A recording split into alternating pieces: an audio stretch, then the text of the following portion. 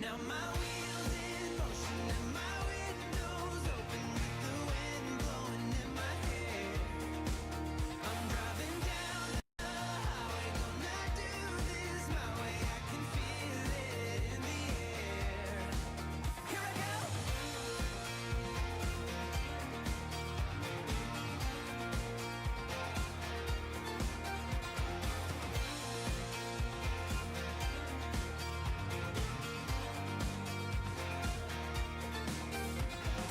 Up the stereo in a place I didn't know till now. In a different part of town, I see new colors as the sun goes down. No, it doesn't even matter to me where I go. Just feel I need to take a ride. I don't know when I'll get back. Keep on going and relax tonight.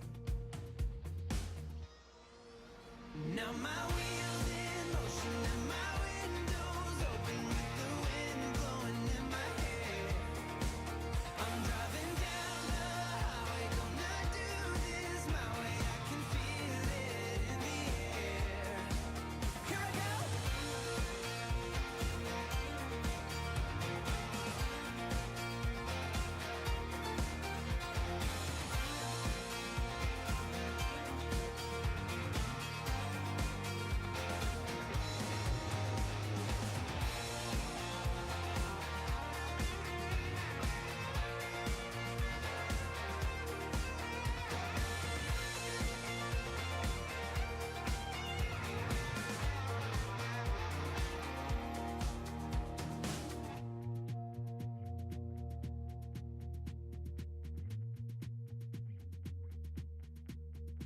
I'm not heading for the stars, driving down this boulevard tonight. Yeah, playing Coldplay on repeat, watching people on the street as I go by. Now my wheels in motion and my windows open with the wind blowing in my hair. I'm driving down the highway, gonna do this my way. I can feel it in the air. Here I go.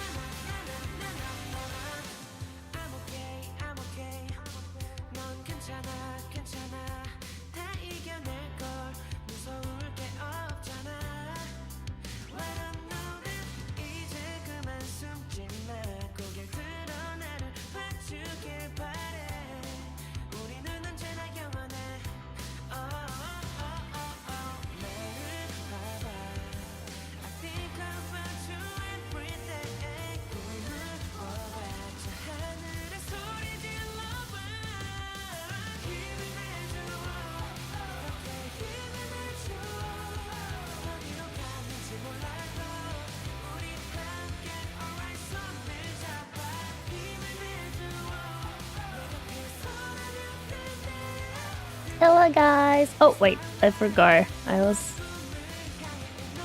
was supposed to do this. There we go. Hi guys, welcome. Happy to see you. How are you doing today? Hello Echo, welcome Ariston. Hi Nonder Sales. Hello the Crafting Gamer. Hi Johnny.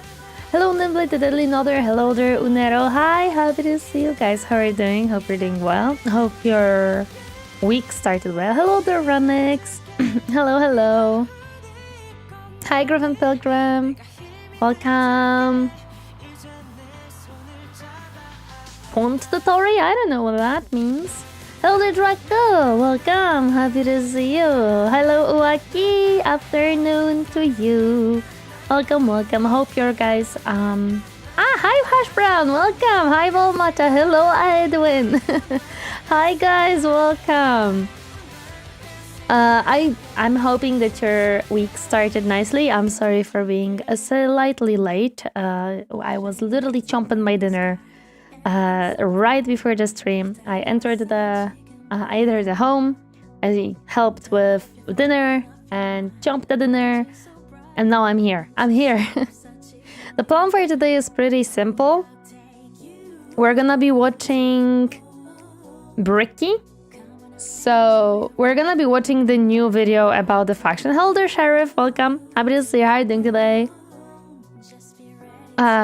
Yes, so we're gonna be watching Bricky first. The video is very long, by the way. It's like... It's a 2-hour long video, so it's fine. And after Bricky, depending also what time it is, because if it's like super late, then, well... but if there is still time after the Bricky video, we're gonna be playing some Space Marine 2 with the viewers. Living on the car like a good bunny? No, nibbling on a chicken with sauce, rice, and broccoli. Very tasty. I recommend. I work weekends and Mondays, so Tuesday is my actual weekend. Nice. I know, I'm at my... The other tutorial already watched, yes. Is it the very faction explained or the every Space Marine Legion explained? It's the re-explained one, which is from like 11 months ago, so like from last year basically.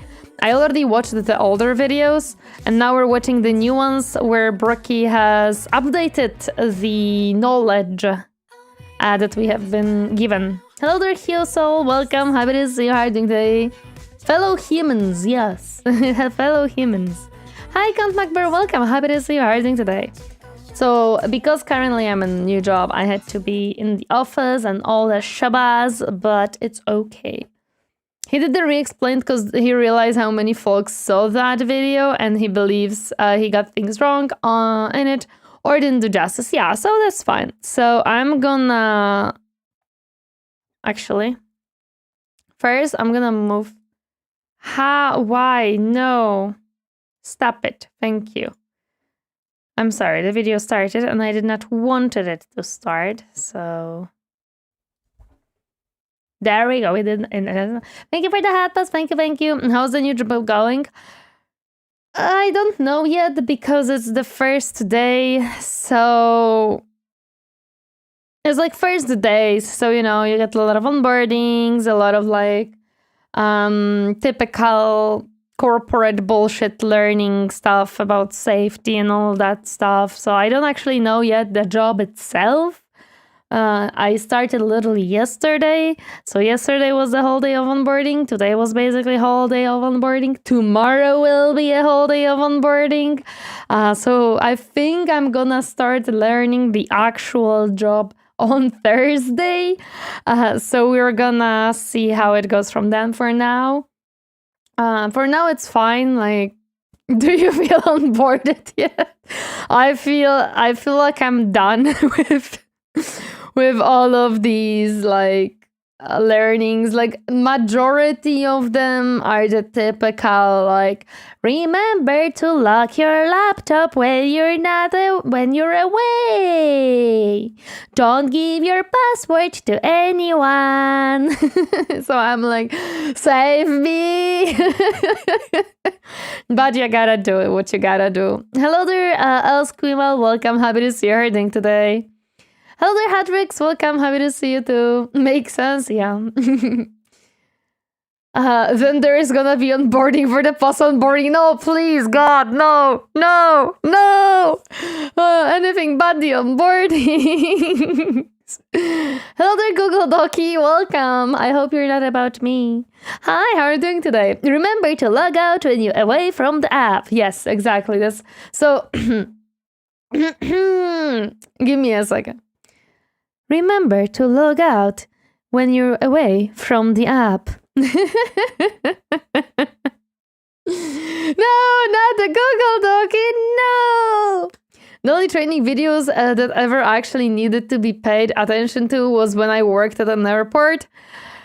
I understand why they're doing it. Like, it's important. They have to have it for several different reasons.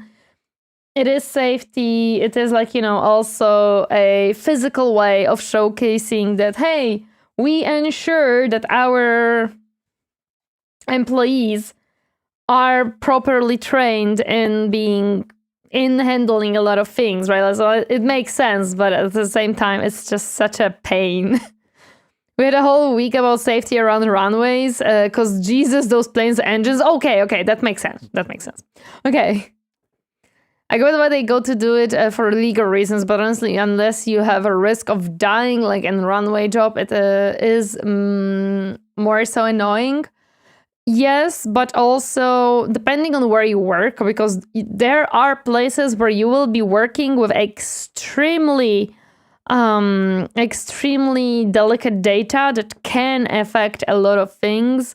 And if you were not informed about certain things and you leaked that data for whatever reason, either intentionally or unintentionally, it may definitely cause a lot of issues. And I understand why they prefer for their employees to bear through 3 or 4 days of horrible info dump than be unaware of certain responsibilities and things that may happen. Who are we affecting today? Everyone. Different form of harmful, but it's still harmful. Yes, it's different form. It's not physical harm, but it can sometimes, depending on the data, right? Like, you never know. But, leaving the stupid job behind, for everyone, I'm saying it. Even if you love your job, leaving the stupid job behind. Today's job, but, exactly. Today's job is... we gonna be... Yeah, hi YouTube! You're gonna be here! Oh, if you're not watching stream, hi! Happy to see you on the video, on the VOD, or whatever it is. Say hi to YouTube, to the future viewers, whoever will be here, ending up watching it, post-editing and stuff like that. Welcome and happy to see you. Konnichiwa, fellow YouTubers. Yeah. So, today we're gonna be watching Bricky. This is the re-explained video of the factions of 40k, the part 1. The part 2 will come with a time. And we're going to be updating our knowledge. And this is the job for now. We update our 40k knowledge with a beautiful Windows background. Oh, do we miss you? The man, the brick, the wall is here. Hi. Let's begin. Tell me if the audio is good, if it's too loud, too quiet, so I can adjust it however needed. In the kind brightness of the far past, there was no war. Yeah. Our galaxy was, for a long time, fairly empty and quiet. And the happy. First known species to appear during this time are known only as the... A volume, please. You want more volume? Okay, I can add more volume. Bricky did a hell of a good job with the re-explained ones. They are good. Let's go. Look at our boy. He is posted like a true presenter. Yeah, look at him. Captain, should we add more volume? Add mic volume? Good one. I like it. Yes, okay. Bop. I have added the volume. Tell me if it's too loud now. The old ones, cosmic entities that traveled across the galaxy with ease and seeded life through the stars. See, guys, everybody was happy until humans appeared. That's the lesson I'm learning. Everybody is happy as long as there is no humans. See, the old ones were happy, the new world was happy, the new creatures were happy, everybody was happy. Shortly thereafter, a new species began to arise, the Necron tier, evolving under the harshness of a devastatingly powerful star. Now blame the Necrons, they did all of this. Actually, true. True, it was Necrons. Okay, I blame Necrons. Everybody was happy until Necrons arrived. But now we are happy. Are we happy? Aren't we in like a never-ending war unhappy? Everything is ultimately the old one's fault? No, it's Necron's fault. Although I like my grumpy robots, so... Yeah, old one's fault. Yeah. Short-lived and irradiated Necron tier try to find the secret to eternal life and to be... Well, considering their life was extremely short, I can see why they went the opposite direction. No worry, when humans are the only ones left, everyone will be happy once more. Okay. be freed from their... Wait, Hadrix. Which humans? Because, you know, you have two options. You have two types of humans right now. Just like real life, blame the elderly for everything wrong today. Exactly.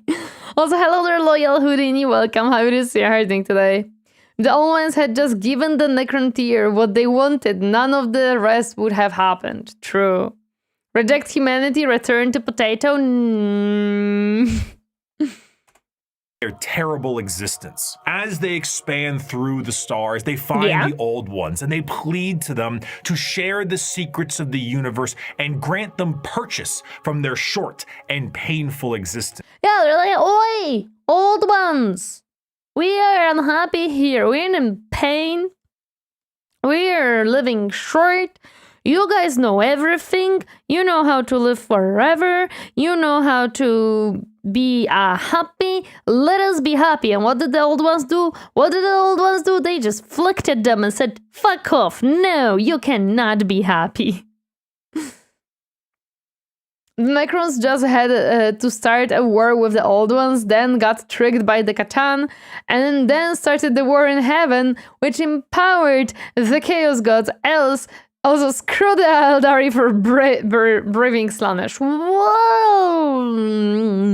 Yes. Potatoes have survived, continue to survive, and will survive forever. Return the bunny, I agree with that one. The in-lore reason for not helping them is because the old ones believe that all life, no matter how twisted or damaged, is scared? And should not be messed with. At least that was what I read. Well, they still messed with it because they made them into machines, so... Last I checked, the Chaos Gods were already there, minus Slanesh. It's the stupidity of Games Workshop that... Slanesh was always there, but not. It's like the stupidity of... They wrote themselves into the corner with those. Yeah, like... Chaos Gods comes to be and exists forever. It's logic. Make it make sense. Yes, sacred. Okay, I was wondering why they're scared. It was old ones who made them machines. It wasn't old ones? Okay, so it was the Catans. Sorry, I'm not the best at spelling English. Me neither, don't worry about it. And I'm awful at reading English. We much in heavens. Not in 40k. In 40k, the Chaos Gods were created much later. In fantasy, they were always there. In 40k too. In 40k too, that's the issue. Did Game Workshop do that, or was it all the different writers that have conflicting lore? That I don't know. I know that it was confirmed by Games Workshop that all the Chaos Gods come to be, but also always were, so... Your guess is as good as mine. Also, welcome to Lorraine, happy to see you. The Magilogis has need for more bunnies. There's always need for more bunnies. The old ones respond with a lol and a lamau. With a lol and a lamau. How about no? I can just see the Bugs Bunny. How about no? FYI, I don't believe that all life, no matter how twisted or damaged, is yummy as fuck. Well, listen, they have a point. As they should, yeah. Hello there, ground tourists. Welcome. Happy to see you. How are you doing today? Time gets really weird in the warp. Yeah, really weird. Omega lolzers. Sure, but that's temporal warp nonsense. The gods will still shouldn't exist if not for the war in heaven and its consequences. Yes, that's true. Bugs Bunny, where is the? Is that the Meat Canyon version?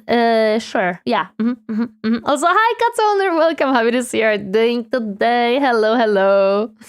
How are you doing today? Happy to see you.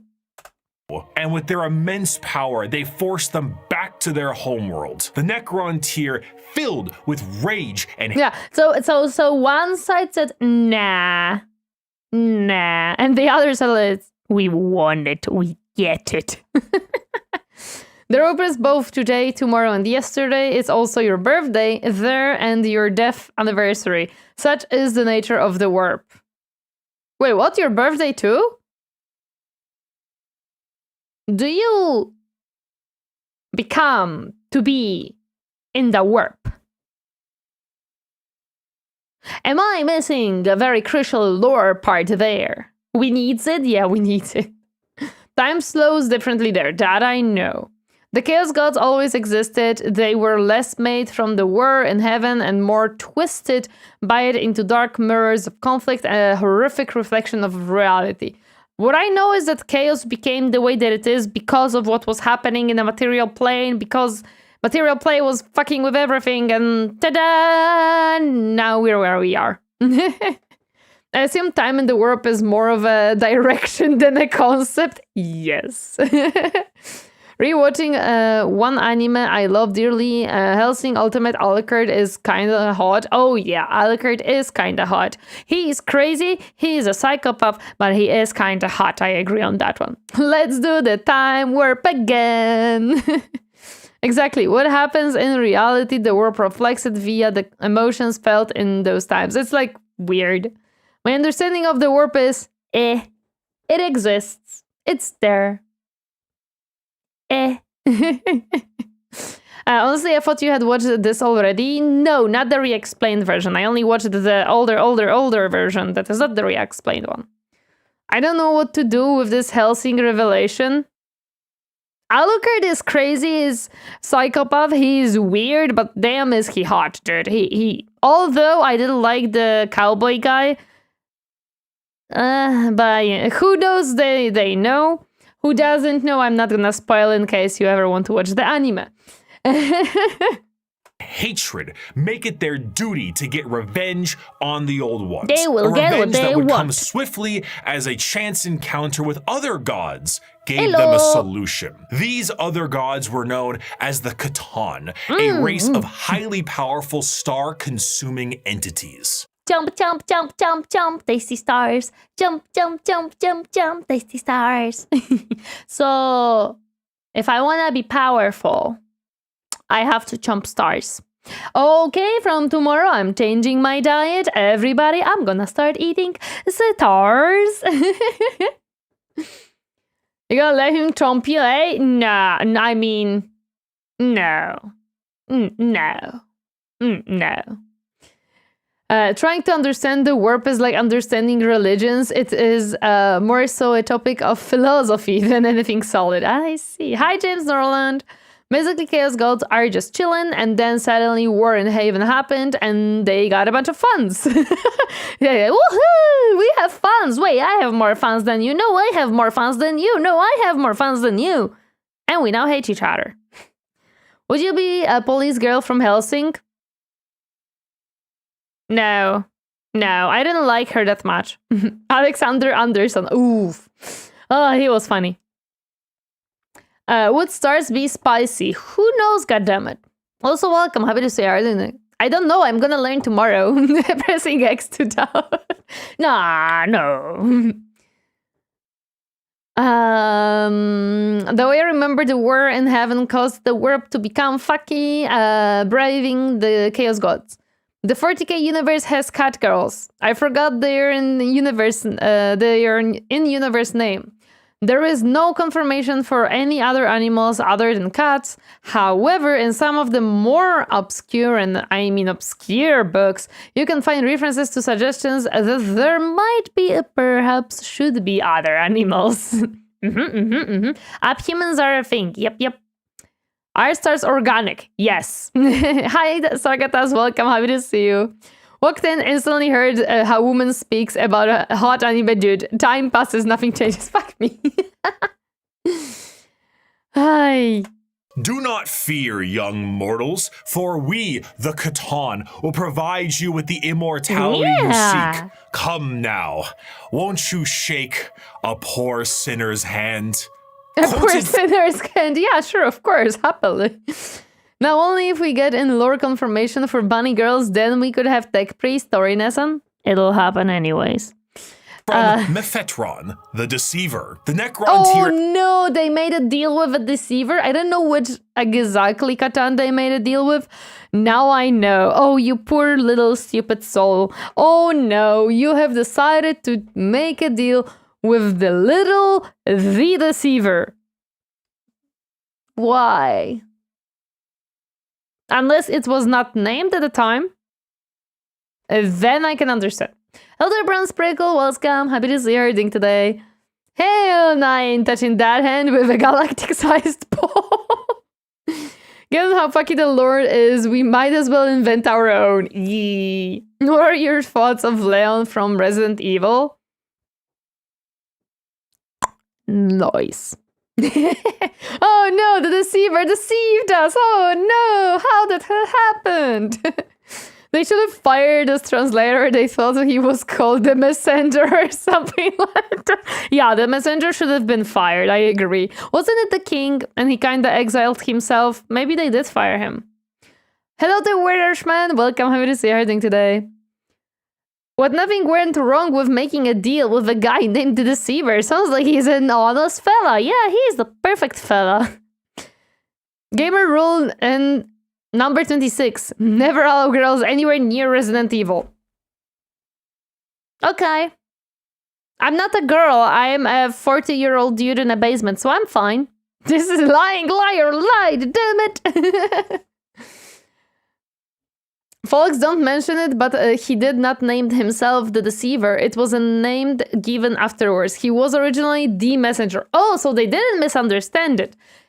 They changed his name. I see. The Banana Man, the Deceiver model on tabletop, is known for basically having a banana head. I love it. I kind of love it. Now I want it. And I want to paint it in all yellows so that it is literally the Banana Man. No girls allowed. Praise be the Space King. Oh, boop. Hello there, Akitsun. Tsunelo? Wait, soon. Akitsune Lover! Akitsune Lover, hi! I love the man's banana ass looking for it. accepted the Catan. Girl, guy in real life, exactly. Yes, Alpha Wave. That's exactly what it is. Thank you. Also welcome. Happy to see you. Damn it, now I want to listen to the banana song. Oh no. Offer of immortality, but believe it.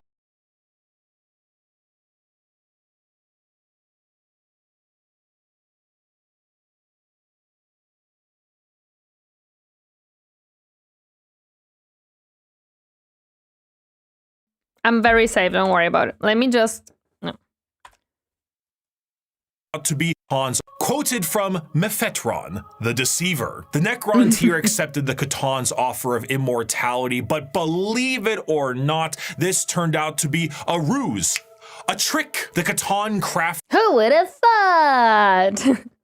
I would never guess that that would happen. I thought that was Bricky's music choice for a moment now. Someone redeemed it on Twitch. Gigantic furnaces and began the process of biotransference. The Necron tier willingly walked line by line into the furnace engines made by gods who devour stars. And yeah, I don't know, guys. I don't feel good about that one.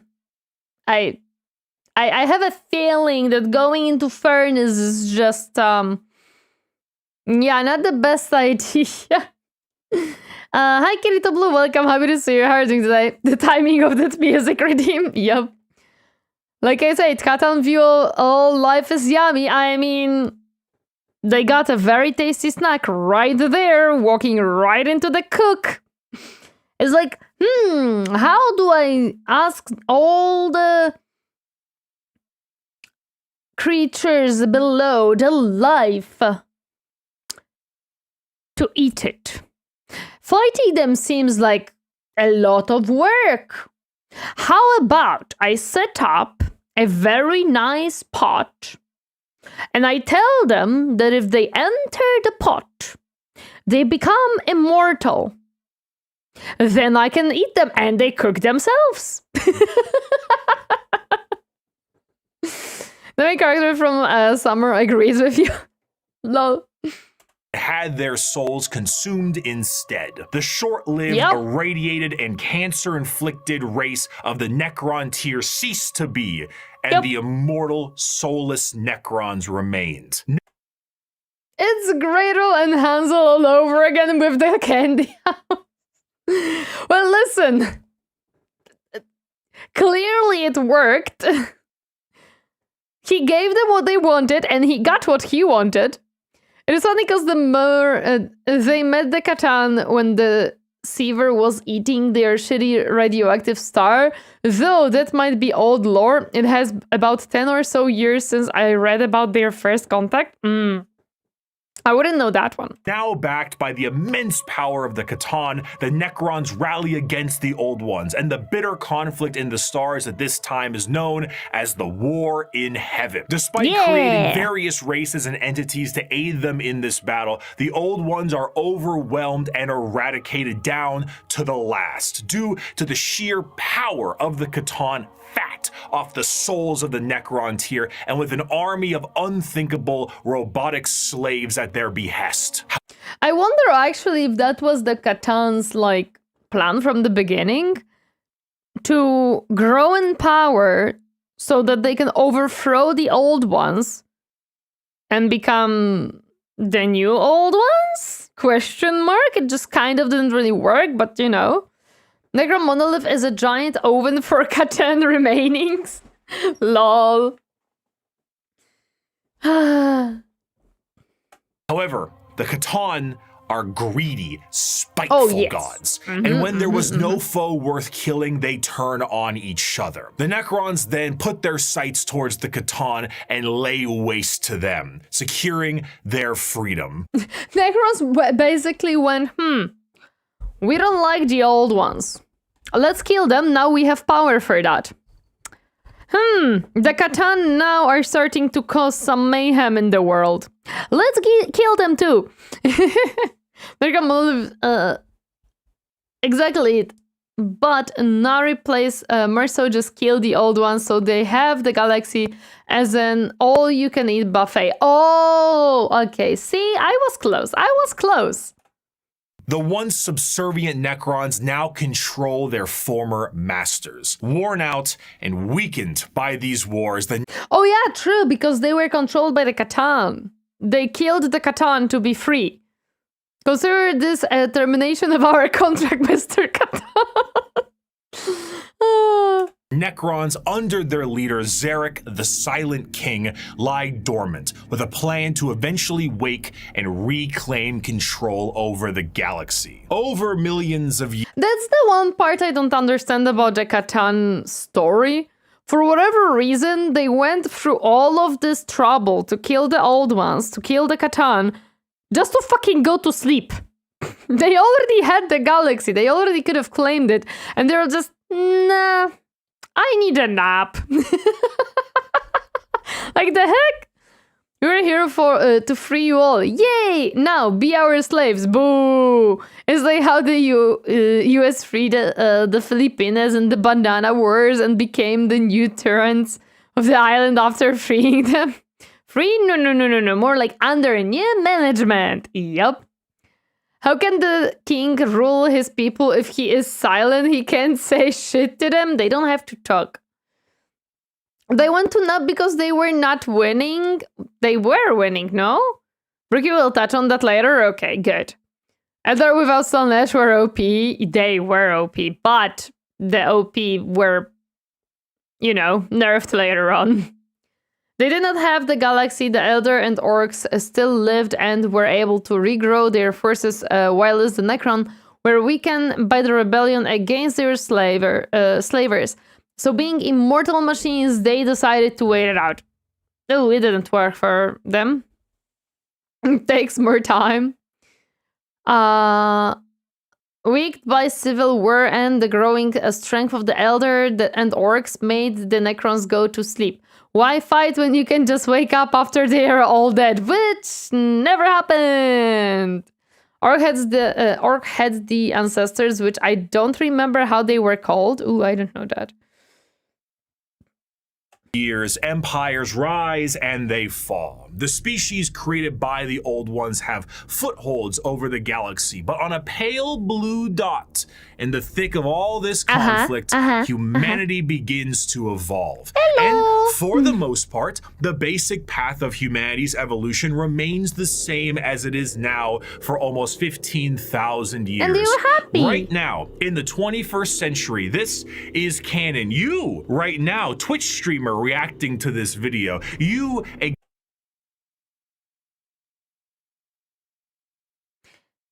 Hi. Why do I feel called out again? No. Hi, Bricky. Notice me, senpai. Notice me.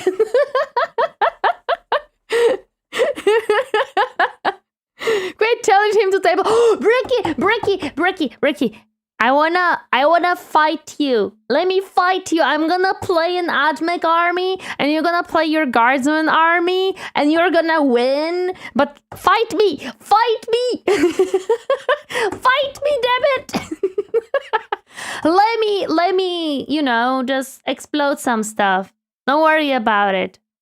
I can play Dark Mechanicum if that makes you more happy, although I am loyalist, but I can. Although he also plays some Chaos, so you know what? You can play your Chaos faction. The one with like skin you played with the other guy? Yeah, we can play that.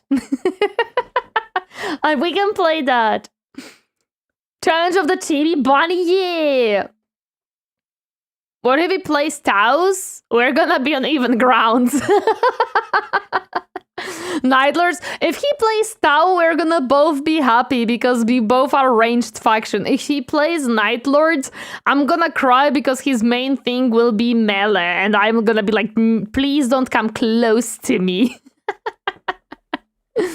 Literally explodes the table halfway the game. I would never. Existed at a point in the Warhammer universe. Yay! But with time, humanity's ambition and the Good news, as Admech you lack skin for the Night Lords to steal. It didn't stop him from killing his opponent when he was playing Night Lords against Admech previously. Bad news, they were take your cables. No, my cables!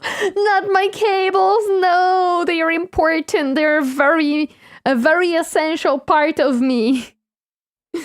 power of their technology becomes unmatched and the golden age of expansion begins. We're Humanity starts to branch out through the stars with powerful tools used for agriculture, mining, and expansion. Some branches of humanity would eventually settle far away from Earth itself, and around this time, the psychic ability of humans are greatly expanded, and what we begin to know. Wait, I forgot that the psychic abilities appeared at the time. I thought they appeared a little bit later. as psychers appear. But despite all the progress, things would begin to collapse. The machines created to aid humanity would turn on them in M23, an event known as the Cybernetic Revolt. Oi! Oi! OpenAI, Microsoft, Amazon, Google! You shitheads, you listening? Hey, listen! You listen to what happened? You listen? Hey. Like one YouTuber said, even drunk Gretchen can kick Tau Warrior's ass in melee if he reaches him, that is. Yeah. Humans are basically slowly, painfully evolving into a psychic race. Oh, I didn't know that. Roomba was the first sign of danger. Ah! Not the Roomba. Cables are least of your worries. I'm gonna steal all your coffee and switch it up with decaf. I'm gonna be fine, although not the happiest. I don't think this is the time to provoke the machine spirit. I very much believe that these machine spirits are infected and we need to get rid of them. The AIs being made at that time made ChatGPT look like a potato cloak. Oh, 100% yes. Let's provoke Skynet. Lol. And trade would begin to collapse. Tau has melon now? Oh no. Due to the immaterial warp, aka actual hell, beginning to cause ruptures in space and time. These warps... Oh yeah, question. Why did the warp started to like make fractures? There was a reason for it. Also, hello there, Grand Tourist. Welcome. Happy to see you. How are you doing today? What makes me really sad about a psyker awakening in humankind is that the ones who tried to help their psykers and learn about their mutations, all but one of those worlds died horrible deaths. Meanwhile, the worlds which hunted and murdered the psykers survive. It was the first of many dark steps to why the Imperium is so phobic to everything not a baseline human. Oh, yikes, that's sad. Eldar? Oh, fuck you, Eldar. Eldar, fuck you! Hey, Skynet is that measly T100 best you can do. It will under candlelight, my goodness. Because of the extended and gruesome war in heaven and Eldar, I'm guessing. Fuck you! Always the L's. Because of 100,000 years of war and killing of war in heaven. Meanwhile, Far side? Yeah, sure, go and melt, I'm all in. Is everything colliding for a very, very long time? The reason for why the warp rifts is a mix of two reasons. Well, yeah, a unsanctioned human psychers is a walking warp rift waiting to happen. True, if you have psychers than warp rifts, yeah, stones would separate humanity, and this would be what is known as the Age of Strife. The warp. Wait, wasn't the Age of Strife partially not only because of the warp, but also of the AI revolution, and then the AI kind of hunting down the humans, and because the AI was now shut down or whatever else, they also lost the way of communicating with each other. So it was both the warp and the AI revolution that caused the Age of Strife? I thought that it was mainly the AI uprising, not the warp itself. Listen, things were complicated. I see. I'm trying to understand and like put together the knowledge. AI is the dark age of technology. Age of Strife happened afterwards. Okay. Yeah, Age of Strife, a very, very long bad day. That for sure, yes. Other being horny and with the advancements of humankind, Zinj grew in large volume of power, so Korn and Nurgle teamed up to kill him, and shards of him spilled into reality, which is why humans got psychers. Ah, god damn it. But they never killed Zinj. Zinj still exists. Birth of Slaanesh equals cut-off warp travel and communication equals cyber Mad Max humanity. Noted. A sea of souls, storing all thought, emotion, and the souls of those who have passed on begin fluctuating into something terrible, as far on the horizon, something horrendous was brewing. You see, the warp isn't just a random assortment of chaotic energy. It is fairly well organized thanks to those living. Well, it used to be fairly well organized. Currently, it's kinda a mess. If Space Wizards suddenly evolved and started exploding everywhere, it'd probably do witch hunts too. I ain't that much smarter than my ancestors. Makes sense, Splishy. Also, welcome, happy to see you. I thought humans got psychers because they wanted to pew-pew lightning from their hands way too much. Nah, that's not enough of a reason. In the galaxy, the warp itself acts as an afterlife of sorts, and the actions of the innumerable amount of creatures who live in the galaxy have manifested a pantheon of organized entities known as the forces of chaos. Wait, so we have made them? Or manifested them? Oops. Uh-oh. Uh-oh. At their helm are three major entities, Khorne, Nurgle, and Tzeentch. However, a fourth one, Slaanesh, was about to be born. The ancient... No. Not about to be born. They were about to become. Yes and no. Negative emotions strengthen everything in the world, but we do it subconsciously anyway. Yep. There is so much like crazy things. Favorite part of the warp for me is the Eye of Terror. It is this paradox of a place where reality and the warp blend together, where worlds are shaped by willpower. Fun to read about all the crazy chaos lords trying to shape worlds in the place. Of course they do. Ultra, thank you so much for the follow. Welcome to my comfy space. Enjoy stay. Hi. You sound like that guy from Cloudy with a chance of meatballs. Really? I do? I never watched the movie, or I think I watched it very, very long time ago, so I don't remember his voice anymore. Hello, welcome, happy to see you. How are you doing today? Eldar were one of the first species created by the Old Ones, and due to their extreme and unbridled excess, the birthing of Slaanesh tore a hole in the galaxy and forever split the Eldar into those of the Craft world, who sought to bring their species back together, and those of the Drukhari, who wished to continue what caused the birth of Slaanesh in the first place. I mean, you can be either edgelord or not edgelord. The uh-oh was very accurate, I see. I read up on it quickly, maybe too quickly. It looked like Slaanesh existed somewhere, and the birth was when Slaanesh was brought into the warp, as we call it. So, yeah, because what Games Workshop has said some time ago is that basically the Chaos Gods always were somewhere, they were in general, but the Slaanesh just, become to be in the warp, but it's hard to say. And space clowns! Yeah, you can be space clowns. Edgelord or Weeb. There we go. You have your choices. Let's go. Oh, that's the free fifth unit for energy. The birthing of this fourth chaos god settled the warp storms of the Imperium and ended the age of strife, but humanity was still fractured. So yeah, I mean, even if a girl, man, whatever it is, came to be, the warp is still the warp, right?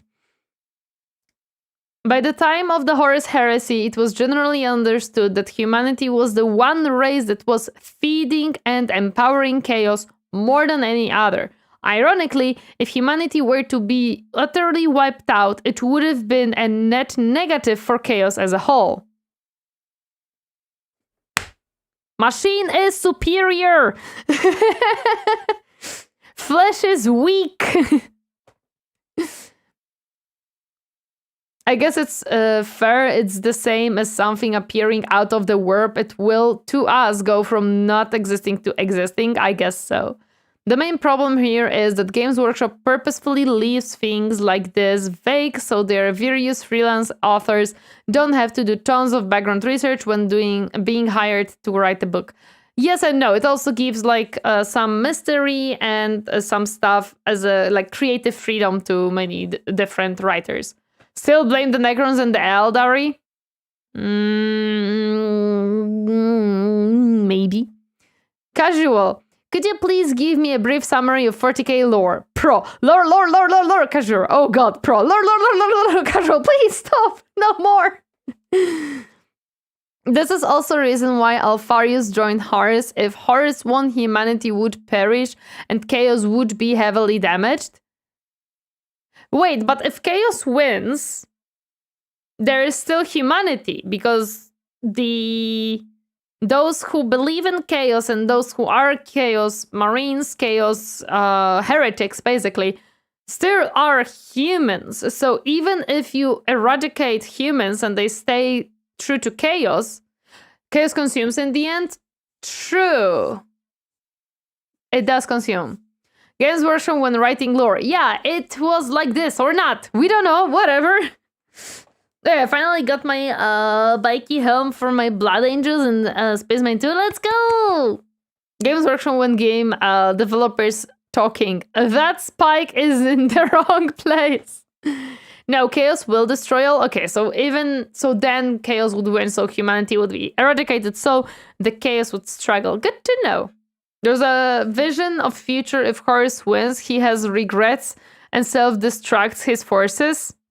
You know what? Sounds correct. Man revealed himself and spearheaded an immense attempt to reunite all the fractured pieces of humanity. Look at this man. Oh, look at this man. Was the Emperor of Mankind. Praise After be reclaiming the the nearly Emperor. destroyed Earth, the Emperor embarked on the unification wars to unite humanity under the banner of the Imperium of Man. However, due to the very long and devastating impact of the Age of Strife, humanity as we know it Bedtime for me, but gonna keep stream open to fall asleep to it. Can't sleep without voices talking around me. It's my perfect white noise for some reason. No worries. Sleep well, rest well. Hope you have a nice night. Solution to everything: just blow up everything. Machine is superior.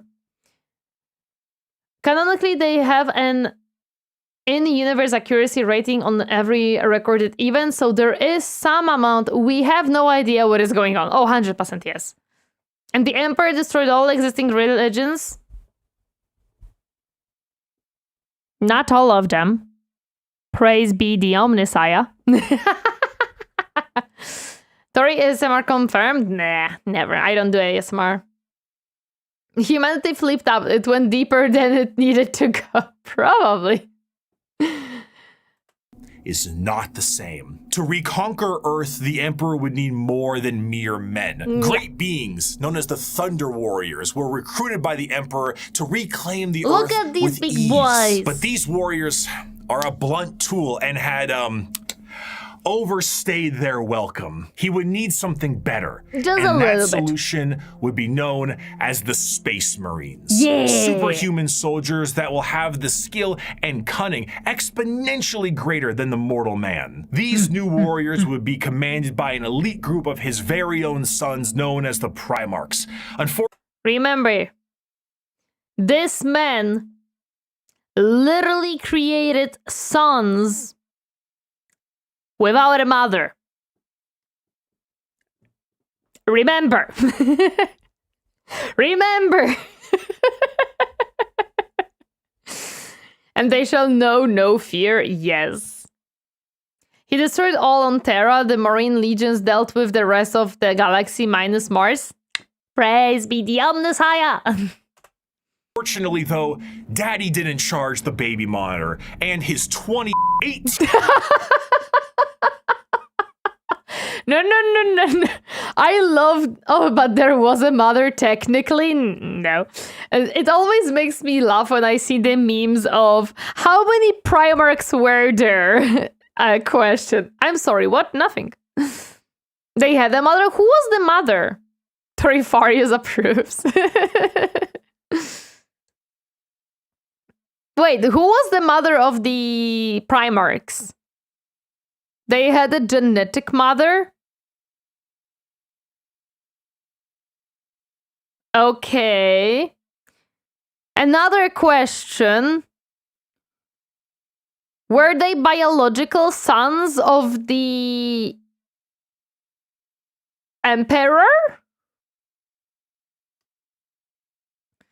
Yes, there was Mother Erda, if I recall right the name. Anything between 18 and 21, depending on who you are.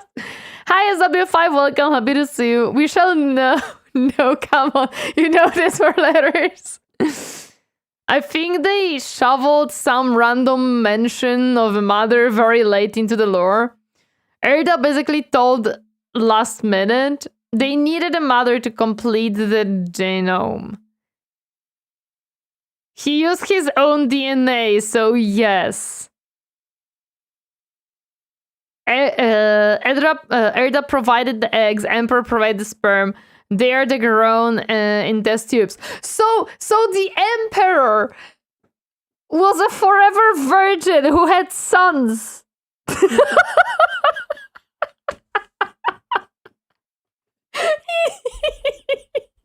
Okay, I understand. Erda, a perpetual Torino. Pretty much. I'm pretty sure the Emperor had lovers. Emperor lived many lives. Okay, in this life. We're having this cursed conversation. I was trying to figure it out. This sounds like heresy. No, this knowledge would shake the Imperium.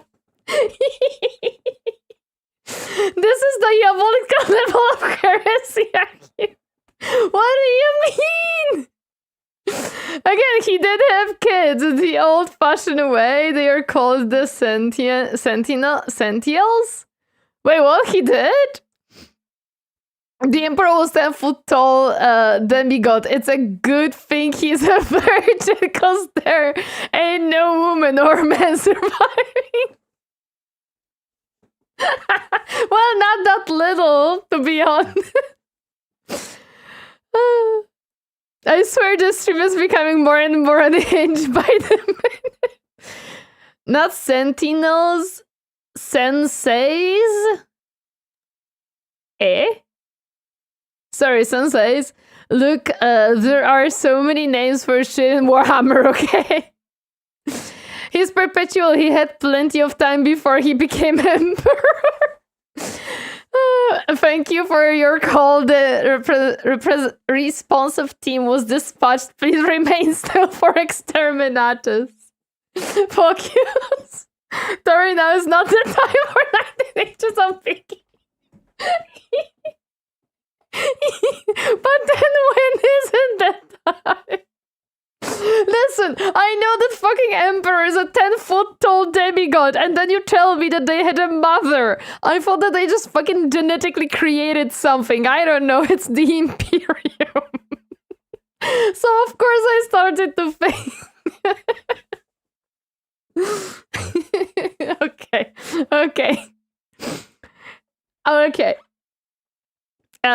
Knowledge acquired. 15 sons would be stolen. Now is not the time for mama jokes. Fuck you. Emperor gave himself the custody after he and Erda quarreled about Primarch's futures. Captain, check your Skitari. I think it's time to reboot and get the latest Windows updates. I am a tech priest, if anything. Come on. Why this discussion suddenly reminded me of the Slanesh-chan meme comics? I don't know these comics. By the forces of chaos and scattered across the galaxy. This would begin the Great Crusade, a monumental task to take back the stars in the name of humanity. And The Vtuber curse hit her hard. Servos call it best. Oh, that's gonna be 19 each of Vicky. No, we're good. Notably, of all his sons, only Vulcan inherited his perpetual mutation. Interesting. reclaim the lost Primarch's sons. However, he would need the fires of industry to make this happen. Looking to the distance. Wait, what do you mean reclaim the lost Primarch sons? What? I missed some information again. Stars in the name of humanity and reclaim the lost Primarch sons. However, he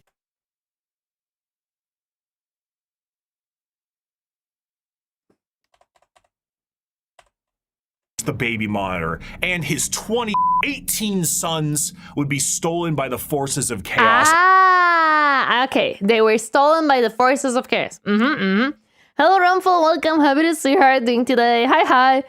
I mean, after the stream, we gotta reclaim our sanity, if anything. No, we're good. And scattered across the galaxy. This would be Chaos Gods threw them out into the galaxy. They just wanted to play. It's okay. begin the Great Crusade, a monumental task to take back the stars in the name find of his humanity child. and It's reclaim important. the lost Primarch sons. However, he would need the fires of industry to make this happen. Looking to the distant cousins of Mars, the Emperor signed a treaty with the technologically irradiated hellscape of the Red Planet and allowed the cult of the machine god, the Mechanicum, to supply his crusade. Yeah, While I'm very happy that he has said the correct name. Thank you, Bricky. I appreciate the attention to detail. Yes, and swung into random directions. When they were almost ready, their birthing pods were pulled into the warp. The chaos was like, ooh, we want some too! But they'll think Gothic footage? Yeah, I'm planning to play that game, by the way, at a certain point. Chaos nicked his sons. You missed that bit? Yes, that's why I rewind that a little bit. So that's where servo skulls came from. They are produced from chibi Vtuber. No! Probably after Chaos Gate? Probably. There used to be a fun theory that Sigmar from Fantasy was also was a lost Primarch until Games Workshop confirmed it wasn't the case. Damn it! Pulled into the warp, eh? The Emperor was having a bad timey day.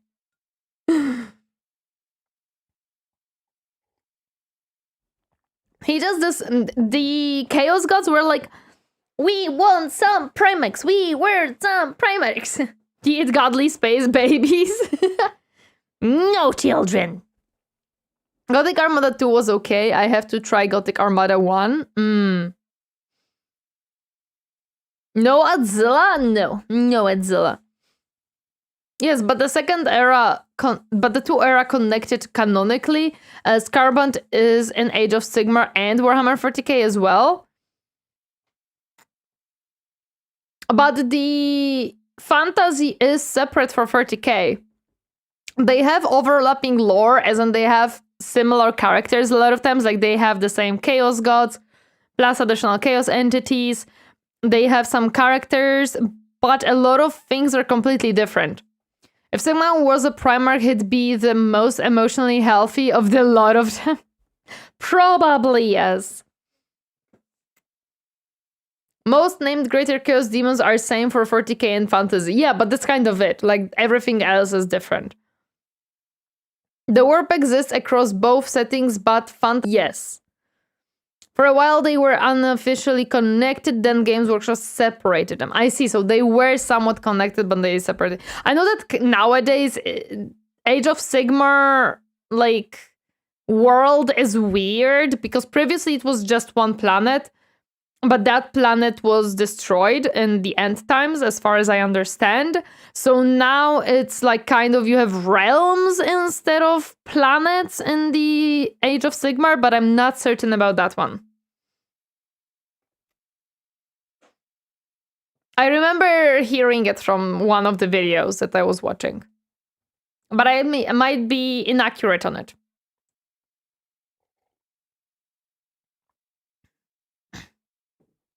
I remember all theories where Sigmar was supposed to be one of the redacted Primarchs, the twin-tailed comet being the landing pod.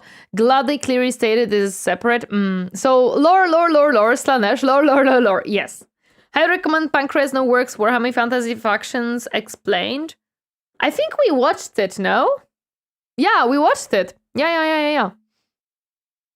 Space Marines were the tip of the spear, their numbers pale to the vast might of the Imperial Army and Navy. The Astra Militarum and their seemingly endless numbers make up the bulk of the fighting force for humanity, supplied by the intelligence and prowess of various agents of the Imperium, such as rogue traders and assassins. Due to the lack of connectivity between the worlds, what a society had become over thousands of years became mysterious and varied. Tools once Well, of course, every single planet became kind of something completely different. Yes, we watched it. There's how I discovered story. Yay! We first started playing Warhammer 3 in August. Yes. So, are you gonna do a reaction to Age of Sigmar video? I don't know. I might. Theoretically, you could walk through the warp between settings. In practice, you'd melt into warp stuff before you get there unless you were a daemon. Makes sense. Increasingly, Games Workshop has become unreliable. True. Used for harvesting and agriculture now are being used as machines of war in the form of Imperial Knights. Some of these fractures of humanity would even be... But it still makes me laugh every time when I remember that a lot of the machines that were used for farming have been augmented into being literally a war machines. It's always funny. Age of Sigmar and Old World is best Warhammer setting. I've heard, like, Old World, I heard that it's very good. Age of Sigmar, I've heard a huge divide between people, so it's hard for me to say. This is why the strongest Warhammer verse weapon is the lore book. It weighs more than an actual war. The only entities known to be in both settings are the daemons, notable examples being Balakar, the First Prince. Makes sense. Change further and become unrecognizable to the average human, with differences in size, skin color, appendages, cat ears, sometimes. Cat ears! Let's go! Some would go so far to become their own galactic societies, like the miners of the Galactic Core and their immense supercomputers, forming the Leagues of Votan. After an incredible... Oh yeah, Leagues of Votan! That's a thing. I completely forget about it. It's overlooked so oftenly that I completely forget about it. AOS evolved a lot, so now it's more refined. Oh yeah, true. That's true. Incredible amount of effort and books. Look at all the books. I wonder if it's his collection. The lost sons of the Emperor would be reunited, and the Imperium of Man would be firmly established. This, however, would not last. Be it intentional, it would be just the beginning. Or accidental, the Emperor would not reveal to his sons the true nature of the galaxy and the terrors of the warp. And this oversight would result in one of the most impactful wars in humanity's history. I think it was intentional because now, even nowadays, you say that humanity is trying to not reveal chaos existing so that people do not feed chaos even more than they already are by just existing. So I think he wanted to prevent people from knowing about chaos, and if he told his Primarchs, the knowledge would exist already, so that would be a liability, I guess, but it's hard to say.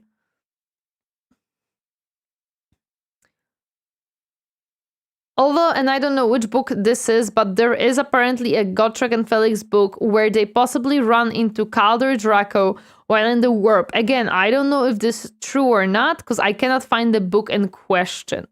I have some of the books from Gotrek and Felix. I have 20 of them, so maybe I'm... maybe it's gonna be on my path. We'll see.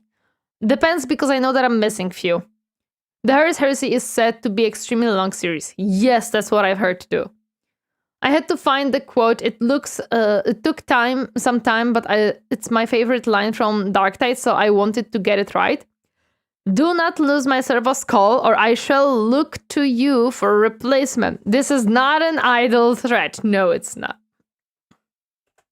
History. The favorite son of the Emperor, Horus, the one with the daddy issues, would fall to the powers of chaos and turn on his father. This betrayal, this backstabbing, this heresy This Horus heresy Yeah!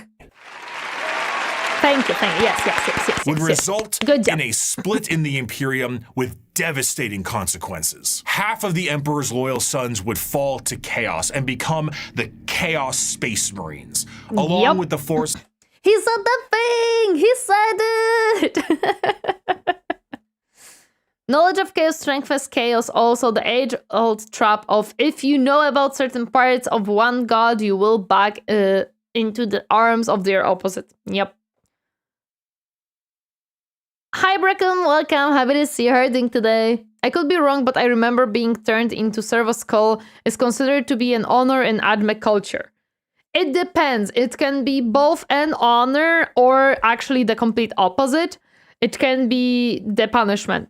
If you have basically two reasons to make someone into Servo Skull. You can either make your friend or someone close to you into Servo Skull so they can forever be with you. Or if you really hate someone, you make them into Servo Skull to make them suffer forever with you. So it kind of depends on your previous position, depending on who you're talking to and who is telling you the line that you're gonna become the Servo Skull. It can be either an honorable thing of someone cherishes you so much they want you forever with them, on someone hates you so much that they want you to be mere Servo Skull just running around. So pick your lane, kind of thing, in that one. Of the Dark Mechanicum and the Chaos Knights. The conflict would result in the absolute obliteration. That art is very interesting. The face is something. No free will, nonetheless. Of course not. No. Or they need a new PC in the break room, or they need a new PC. Of Horus and the physical death of the Emperor himself. The near death. Well, near death, he is still alive. Come on. Body of the Emperor will be placed on the Golden Throne to serve as a beacon of humanity and allow for the continued ability to travel the stars, protected by his most loyal, the Adeptus Custodes. The Imperium would be vulnerable during this age of rebirth, and Terra would find itself under siege by one of the most formidable species in the galaxy, the Orcs. As time went, the Wa has arrived. Unfortunately. Have you ever seen the one person who is making a life-size Horus? No, I don't think I have. On and memories of the Emperor's vision began to fade. The Emperor would become less of a head of state and more of a religious figure. And the Imperium would change to reflect this. The leadership on a planet would be at the behest of the High Lords of Terra, and their actions would be courtesy of the incomparable power. We heard about them from the Emperor's CTS. Yep. Very important decisions are made there. Yep. So the solution is tell no one about chaos. Exactly. An authority of the Inquisition. The zealots of the Imperium would intensify and create a brand new era known as the Age of Apostasy. And this ecclesiarchal command of the Imperium would end up with one of the strongest fighting forces of Terra, the Adeptus Sororitas. Over time, this age would come to pass, and we would Wait, did it come to pass? I don't think he hated religion, now he is religious figure. Whoopsie! And there is one person that we can blame for it. Imagine Tori going to 40k tournament, pray she doesn't face anyone who is pheromone maxing. I would not do well on a tournament. Hi, Cozy Moosey, welcome, happy to see you herding today. I don't think I would do well on a tournament. I don't know the rules well enough, and I'm still not fully accustomed to playing the tabletop. I'm still learning. Approach the 40th millennium of Warhammer 40,000. Nice. Okay, the video is done, which, right? you guessed it, would come with its own form of problems. A primitive species once found during a recon mission would be able to evolve in relative secrecy for 6,000 years, becoming a highly advanced coalition of aliens known as the Tau Empire. God damn it, Tau! We were doing so well. I have no idea what it is. Hello there, Brisson. Welcome. Happy to see you. Empire. And if the threats of the galaxy weren't bad enough, there are threats from outside the galaxy. Yeah, as a monster the has hungry begun boys. to wrap its tendrils around the Milky Way. The Tyranids, They're just monsters that hungry. serve a psychic hive mind and present tactics previously unseen in the Milky Way. I actually wonder, since Tyranids are hive mind, that means that somewhere there has to be the connection of the hive mind, that the mother or whatever. Like when you have the bees, you have the queen. So can we find whatever connects all the Tyranids to the hive mind? Or can we do that? Like this previously unseen rushed and jump pad. Yes. Orky boys are the only ones having a good time in this era. Orky boys are always having a good time in any era that there is war. Considering how far we have gotten in 6,000 years, it's not that unbelievable. True. Isn't that the hive fleet organism that is the hive mind for its fleet? Yeah, but all of them are part of one huge hive mind, right? Like huge hive mind piece, not just the part of the fleet. Whatever it is outside our full reach. Got it. Be it a direct assault with their monstrous bug-like presence, or through the more covert gene stealer cults, the presence of yet another threat in the galaxy is proving to be overwhelming to the Imperium. In the 41st millennium, there is no peace among the stars. No. At any point, your life can and will be threatened by the Xenos races uncountable, or by the arch enemy of chaos within, or by the decroded terror that is the Imperium itself. True, the Imperium, yes, definitely yes. You're my greatest friend, I will give you the grand honor of becoming my servitor. And you're my most hated enemy, I will inflict you with greatest humiliation of becoming my servitor. Exactly, yes. Also, hi, Axel, welcome, happy to see you, how are you doing today?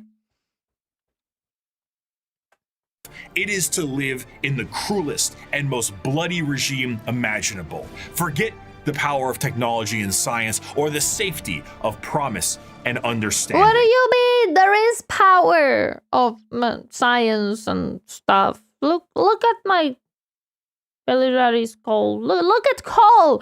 He's having tons of fun with science. Come on. There has been suggestions in multiple books that the hive mind is composed of the Tyranid as a whole. Therefore, there is no one thing to target. However, there has been a few books, I believe specifically Eldar, that suggest that the hive mind is still sitting outside the galaxy.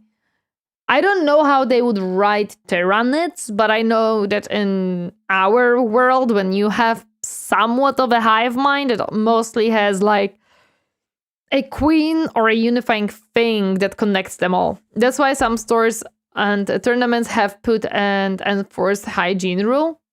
It's something that a stereotype of tournament like Magic the Gathering, 40k, or anything related to geek culture. Basically, neat who goes to tournaments and doesn't shower like ever, basically weaponizing their scent. Ew!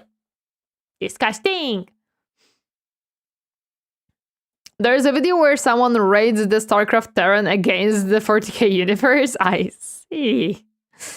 In one of the last Kane books, different Tyranid gene lines have been showed to be hostile to each other. Ooh, interesting. Tyranids starting to fight with each other? That's weird. They definitely have hive mind. It's just that we don't know what it looks like fully. Okay. For in the grim darkness of the far future, XX Adir XX, thank you so much for the follow. Welcome to my comfy space. Hope you enjoy your stay. Hi. there is only war. Yeah! We got for the trailer to the video.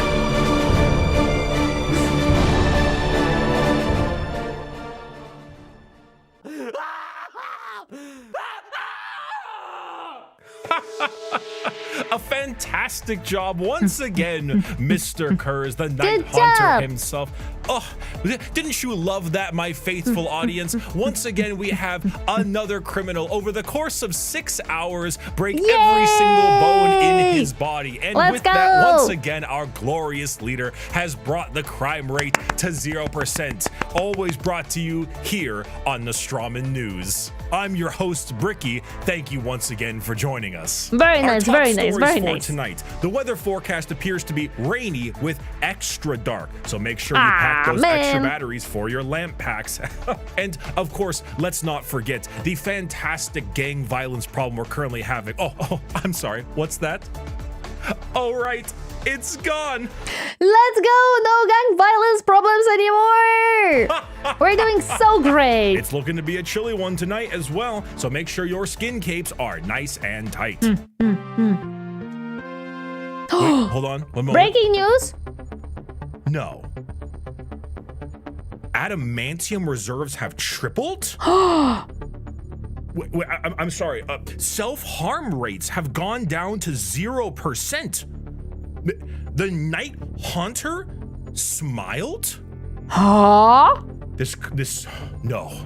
What is happening? This could only mean one thing.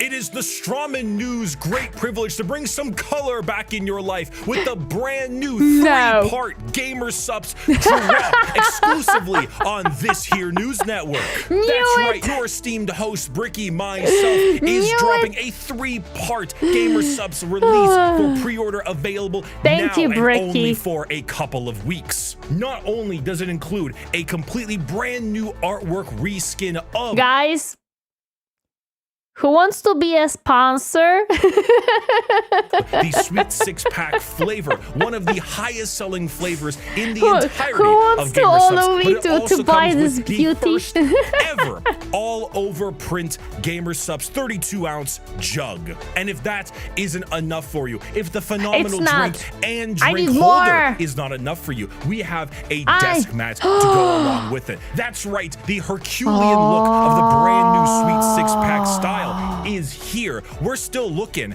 at muscles beyond belief, but this time we're talking those taste. muscles. We're talking Atlas. We're talking smooth. Ah! And if that wasn't enough, It's your not. co-host specifically, should you pre-order all 3 of these items, will personally hand sign a note for you, thanking you for supporting this network. Huh? Oh boy, oh boy, oh boy, oh boy.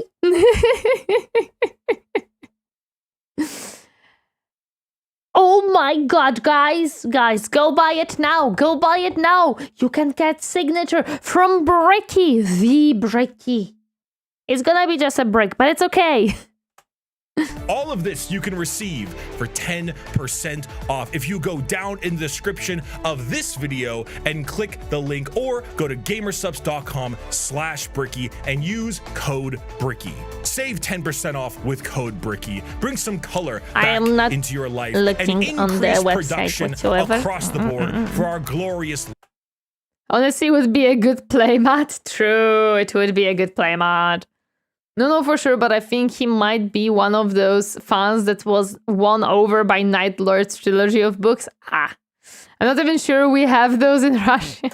leader, No idea. the Night Hunter. Thank you, GamerSubs, for sponsoring the Strawman News, and let us move on to our next Thank you, scheduled program. GamerSubs. We 5 years appreciate. ago, I made every Warhammer 40k faction explained. Yeah! A passion project of mine for a universe that I enjoyed so much. Its main purpose was to be a drawbridge, the separation between the layman who had only ever seen the big armored blue man situated neatly The next to a stupid Wetzel's blueberries. Pretzels, and then the hardcore Warhammer lore nerd. That was just too wide, and there was nothing bridging these two together. Since 2020, Warhammer has exploded in popularity thanks to COVID. Thanks to you, my friend. You were one of the big reasons too. Quality game updates and a few excellent video games and a couple mini-series. And you were a big part of it. Don't you dare say otherwise. The sheer volume of people who have told me they have purchased miniatures due to that video alone makes me feel as if Games Workshop owes me commission. However, Yes, that video is incomplete. I was not a casual fan, but I was also not a hardcore lore junkie. In the 5 years since that video's release, multiple channels have sprouted up, and the drawbridge between casual to the obsessed has never been wider or easier to traverse. Even I, myself, have been a part of Adeptus Ridiculous, a podcast teaching lore in a much simpler and condensed form. Needless to say, I've learned a lot. Warhammer is so much more than just spaceman shoots big gun. It has also grown substantially from its origins, being a Warhammer fantasy spin-off just in space. True. Now it is a black library filled with immensely deep There characters, is a black difficult library themes, thingy. and even some tear-jerking stories. It is a backdrop for a million stories over a million worlds, and I did not see its true depth in 2020. Well, But it's now, hard to see I'd its like to true share depth. what I've learned. We just had a brief summary of the world and each faction that takes place during it. And we did that because to truly understand each faction, we must understand what makes them the way they are. And to do so, we need to begin in chronological order, discussing their origins, their culture, their powers, and of course, what makes them oh so grimdark. So let's begin with the group that started it all and sing praise to the infinite empire. As mentioned before, the Necron tier were the hey there, real Polyco. Welcome. Happy to see you herding today. Hi. No, you didn't miss it. We are still watching the video.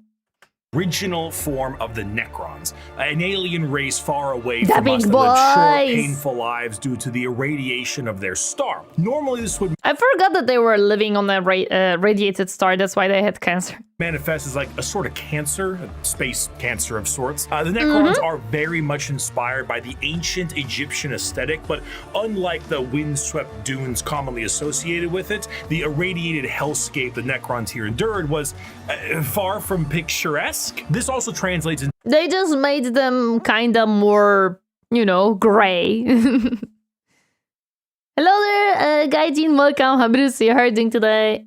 their hierarchy. They are a race of nobles and peasants. True. Most of the peasants would often live for their very Can't wait to play them in Mechanicus too. To be honest, true. I can't wait either. It's gonna be so fun to play both of them.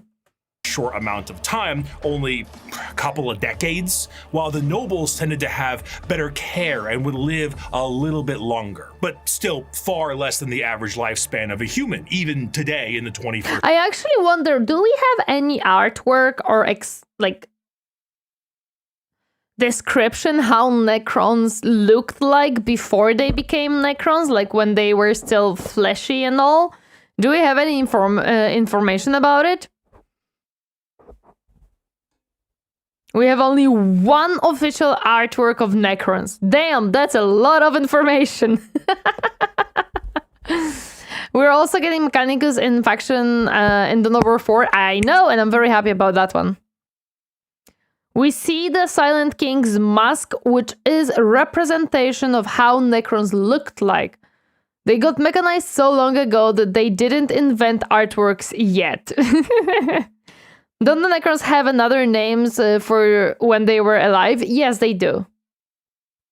Century. The leader of I believe there was one official picture. Damn, bro. the Necrons was Zarek, the Silent King. He was the one who took the deal with the Catan and the Deceiver. Of course, he wasn't aware of the fact that they were known as the Deceiver at the time, but the whole species was blinded by hate after being debased by the Old Ones on their quest to cure their illness. The sheer pain that underwent the Necron race can't be understated, as their fear was manic. The Catan are, of course, gods that eat stars. Yes, but if I remember correctly, the king did banish himself for making this mistake. I don't remember if he banished himself to find the reverse cure for this, but I remember that he banished himself. If you have forever for life, so yeah, you would better. If Space Egyptian asked me for the cure for cancer, I would give it to them. If they knocked off the slavery and didn't replace it with something worse. Was it Techmarine, Space Marine 2 run fun enough, by the way? Oh yes, I liked it. I enjoyed it. Another Untitled, welcome. They describe it like looking at the face of someone you see in a dream. Some Necrons will remember the old times, but it's very faint. I see. And when the leader of your species tells you to march into the gigantic green furnaces you just to go. ascend to immortality, you march. The scenes from these are long lines of both the peasantry and nobles clutching their loved ones in a frantic act to save their own lives. Many of them already inflicted in the late stages of this space cancer, some of them crawling into the biotransference furnaces, trying to outrace death itself. Without realizing that sucks, man. death was the one who made these to begin with. What Well, not death, but, you know. came out the other side was a soulless husk. And I say that literally. A soul is not an abstract concept like it is in our world. An immaterial version of oneself discussed and debated in religion and philosophy. No, in Warhammer, a soul is a real, tangible item of oneself. And the Catan basically... I actually wonder if they changed their personality in any way because they lost their souls. Priovan Necron were most likely a very invasive and hostile species even back then. That's probably why the old ones shooed them away. Ooh, interesting. The Deceiver was a great politician. The Deceiver, now that's a name you can trust. Oh, they didn't know that it's the name, okay? There is an explanation. They didn't know.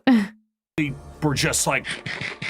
to every single person who went in their furnaces. If you were a peasant, you came out a Necron warrior, and you as an individual have ceased to be. You have no mind, you have no soul, and your body, as you know it, is made of an extremely advanced mass of Well, that explains my question, I guess. That answers it. Thank you. knitting living metal known as necrodermis. You cannot think for yourself. Not the vine boom. For you do not have a brain to think with. All you do now is await protocols from your overlords, which are the nobles who came out of the furnaces with their minds intact. Oh, interesting. So only part of them kept their minds. The rest is kind of nope. No mind, no soul, no maidens, no wrist. No! Losing your soul is like for us to lose our humanity, like our emotions are somewhat gone. Yeah. No taxes, true. There is no taxes. Their souls. And no death. Mind you, but their minds are very much intact. These nobles now have command protocols, and they are able to command all of their peasantry and do with them whatever they wish. Zarek, the Silent King, is the most advanced of all the Necrons, a perfect metallic version of himself with incredible power and intelligence. His strength allowed him to lead the undead and the unthinking armies of the Necrons to battle. I still wonder how the flayed ones come to be, because that's one thing that has not been created, but transpired over time as well. Losing your soul is like, so they can't create art. True. But they know how they looked like because some of them have memories. They probably could replicate it, but because it's like very far away in their mind, they can't. There's a curse that will come later. Okay, it comes later.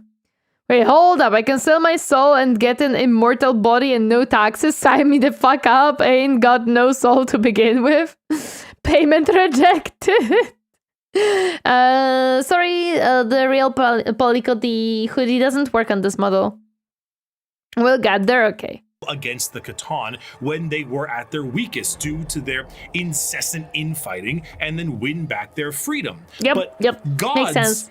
Cannot die. So in reality what occurred is the Catan were shattered into thousands of pieces, and each shard of their god was trapped in a stasis vault and mind controlled to do the bidding of the Necrons they once enslaved.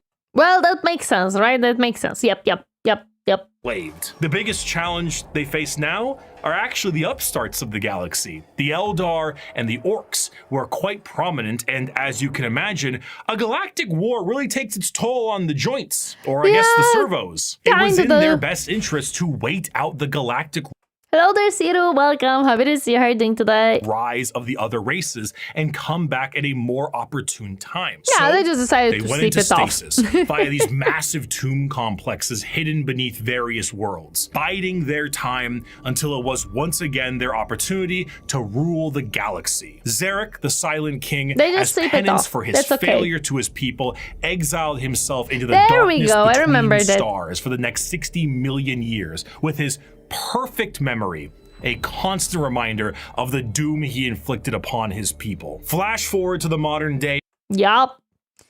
I wonder if the robots like Iron Man have a consciousness that affects the warp.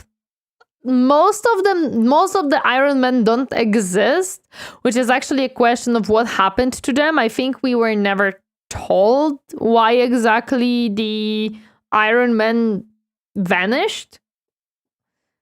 But I think those that do,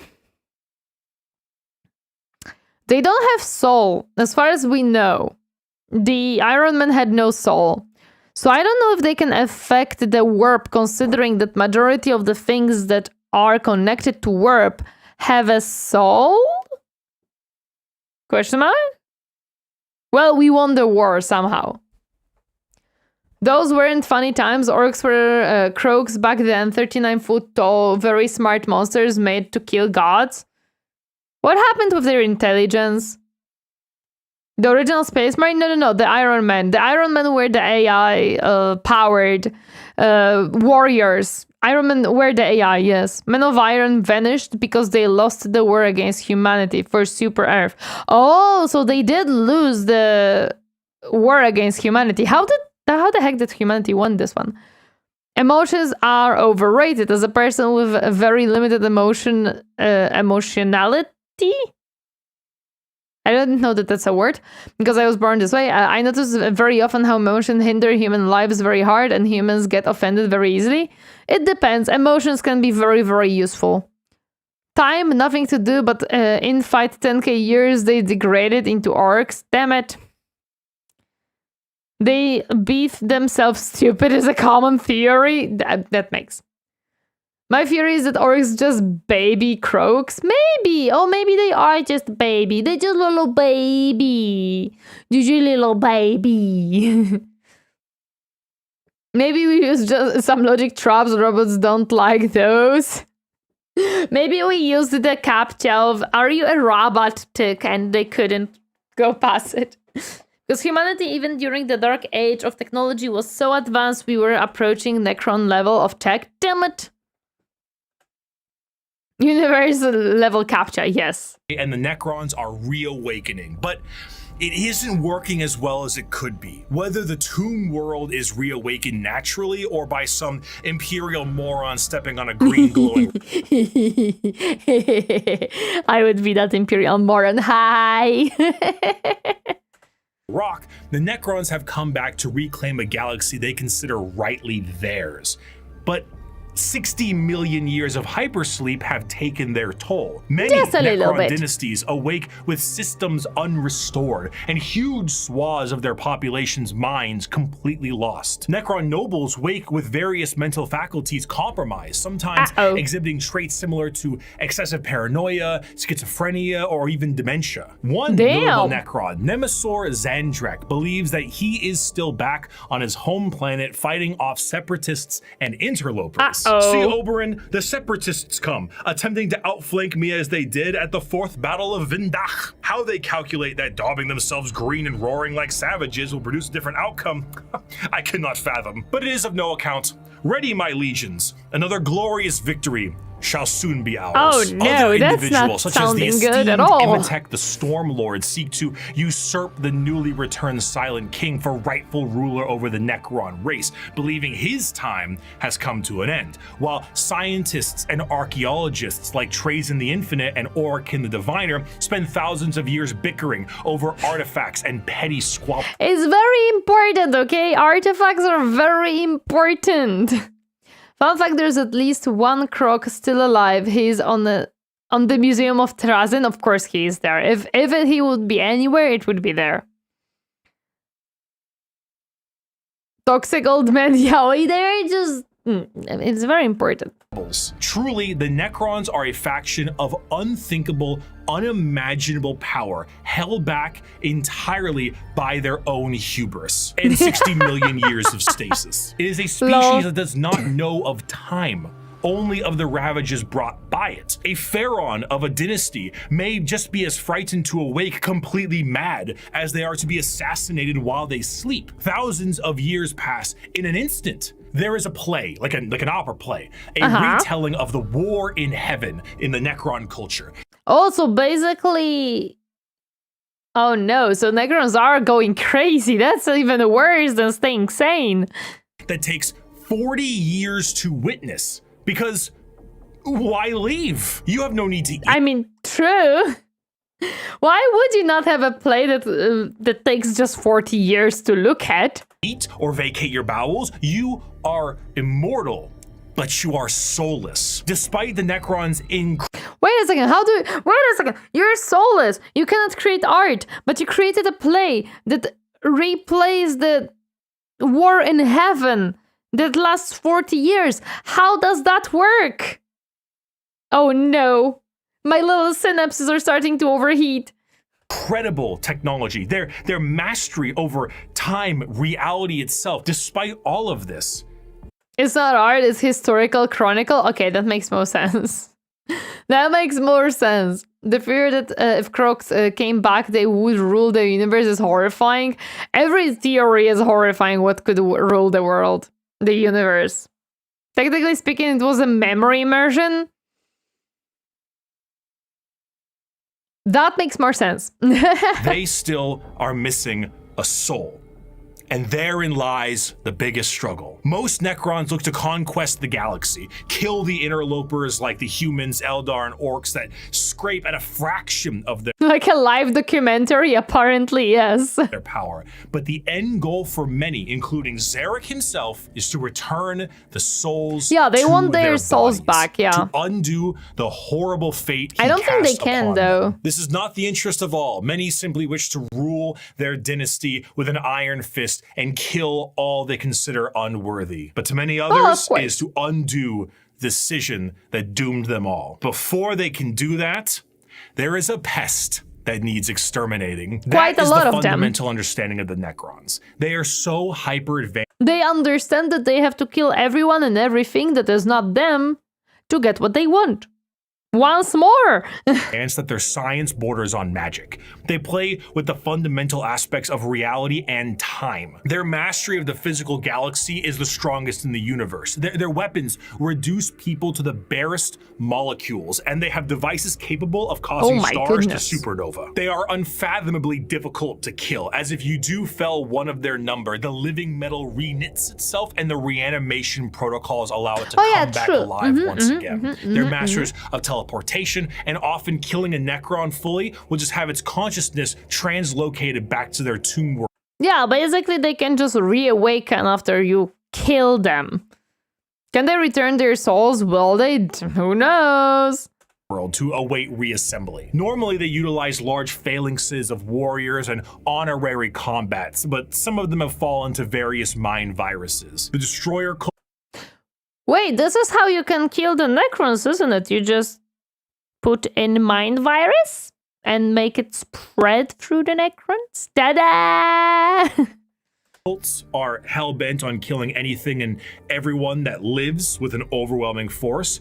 And then there's the flayed ones. Necrons cursed with I have no mouth and I must scream, a panic attack virus as the last laugh. Yeah, so they literally have viruses. Oh my goodness, that's so funny. They tried to escape the space cancer to get freaking viruses now as a freaking machine. Oh, that's funny. Of Landogo, the Flayer Catan. Slowly losing their minds, they strip apart their foes and adorn their bodies with the skin of their enemies. Look, just go into the warp and grab your soul, Necron. It's not that complicated. Of course, duh. Trying to better return to their old feelings of flesh and blood. The Necrons are a degraded version of their mighty empire and still one of the biggest threats in the galaxy. The only thing keeping them at bay currently is their awakening sickness and their infighting with no care to the timeline. But they are coming. And slowly, they plan to rid this galaxy of the vermin that inhabit it. My people shackled the stars and broke mortality when the species you sprang from had barely left the slime pools it spawned in. Our wars burned reality, and the dominion of our kings is without limit. The ground you tread on is not yours, it is ours. I mean, okay, if you have to look at it, they did kill little gods, so yes, let's be scared of these guys. They're something, so they're two worlds, so they cannot come back. I think they still come back somehow. And also it's hard to find their two worlds, like you never know which planet may have them. The war. Well, you do know how to avoid them. If the Tyranid is avoiding the world, it means that there are Necrons on it, because for some reason Tyranids are very, very scared of Necrons. So there is that joke of, Tyranids avoid your world. Tyranids avoid your world. Yeah, Nits can sniff them out. Yeah, just use Nits to sniff them out. In heaven was a catastrophic time for the galaxy, and as stated in the above quote, burned reality. Yep. Of course, souls exist in Warhammer, and in the case of the Necron tier, they were consumed by the star gods. This begs the question, however. The weapons used during the war in heaven made the Death Star look like a water pistol. I know that several of the artifacts the Necrons destroyed, believing that they are too dangerous to be let if they were in the wrong hands. And there was this funny video about an artifact that they decided to just leave. I think it was something like a map of a galaxy where you can choose one of the planets, and I think you can explode the planet just by choosing it on that map. And people were like, if Necrons decided this is fine, what was the artifacts that they decided were not fine to leave on this freaking? It's like if they decided that, oh, a map where you can just choose a planet to destroy is fine to leave, what were the other artifacts that were destroyed? Yeah, that's one of the weakest of their strongest weapons, right? It's like, yeah, no, guys, this old thing, that's fine. Don't worry about it. They got some nice gear. No planet, stars. Okay, it was stars. But still, you literally have a freaking map with stars that you can just explode. And they were like, nah, that old thing, don't worry about it. You did watch the Warhammer, that Warhammer video? I watched a lot of Warhammer videos, different Warhammer videos. Hello, Kasten, welcome. Happy to see you. How are you doing today? The war in heaven alone was also potentially hundreds of thousands of years, and Primarch would have been on the level of foot soldiers there. Yep. Oh, Warhammer. Oh, I love Warhammer. I'm watching, I've binge watched sometimes his videos. Like, I really like his videos. They're very fun to watch. They're very interesting. Zero, thank you so much for the follow. Welcome to my comfy space. Bingers stay. Hi. Literally remote exterminatus. Literally, yes. Join the Tau Empire? Never. Billions of years? Yes. If you were to pass on, expire, as one might I don't put want to it, expire. where would your soul go? The answer to this is the warp. In Warhammer, a soul is real. And so is hell, the afterlife, the Imperium, the Sea of Souls, the Immaterium.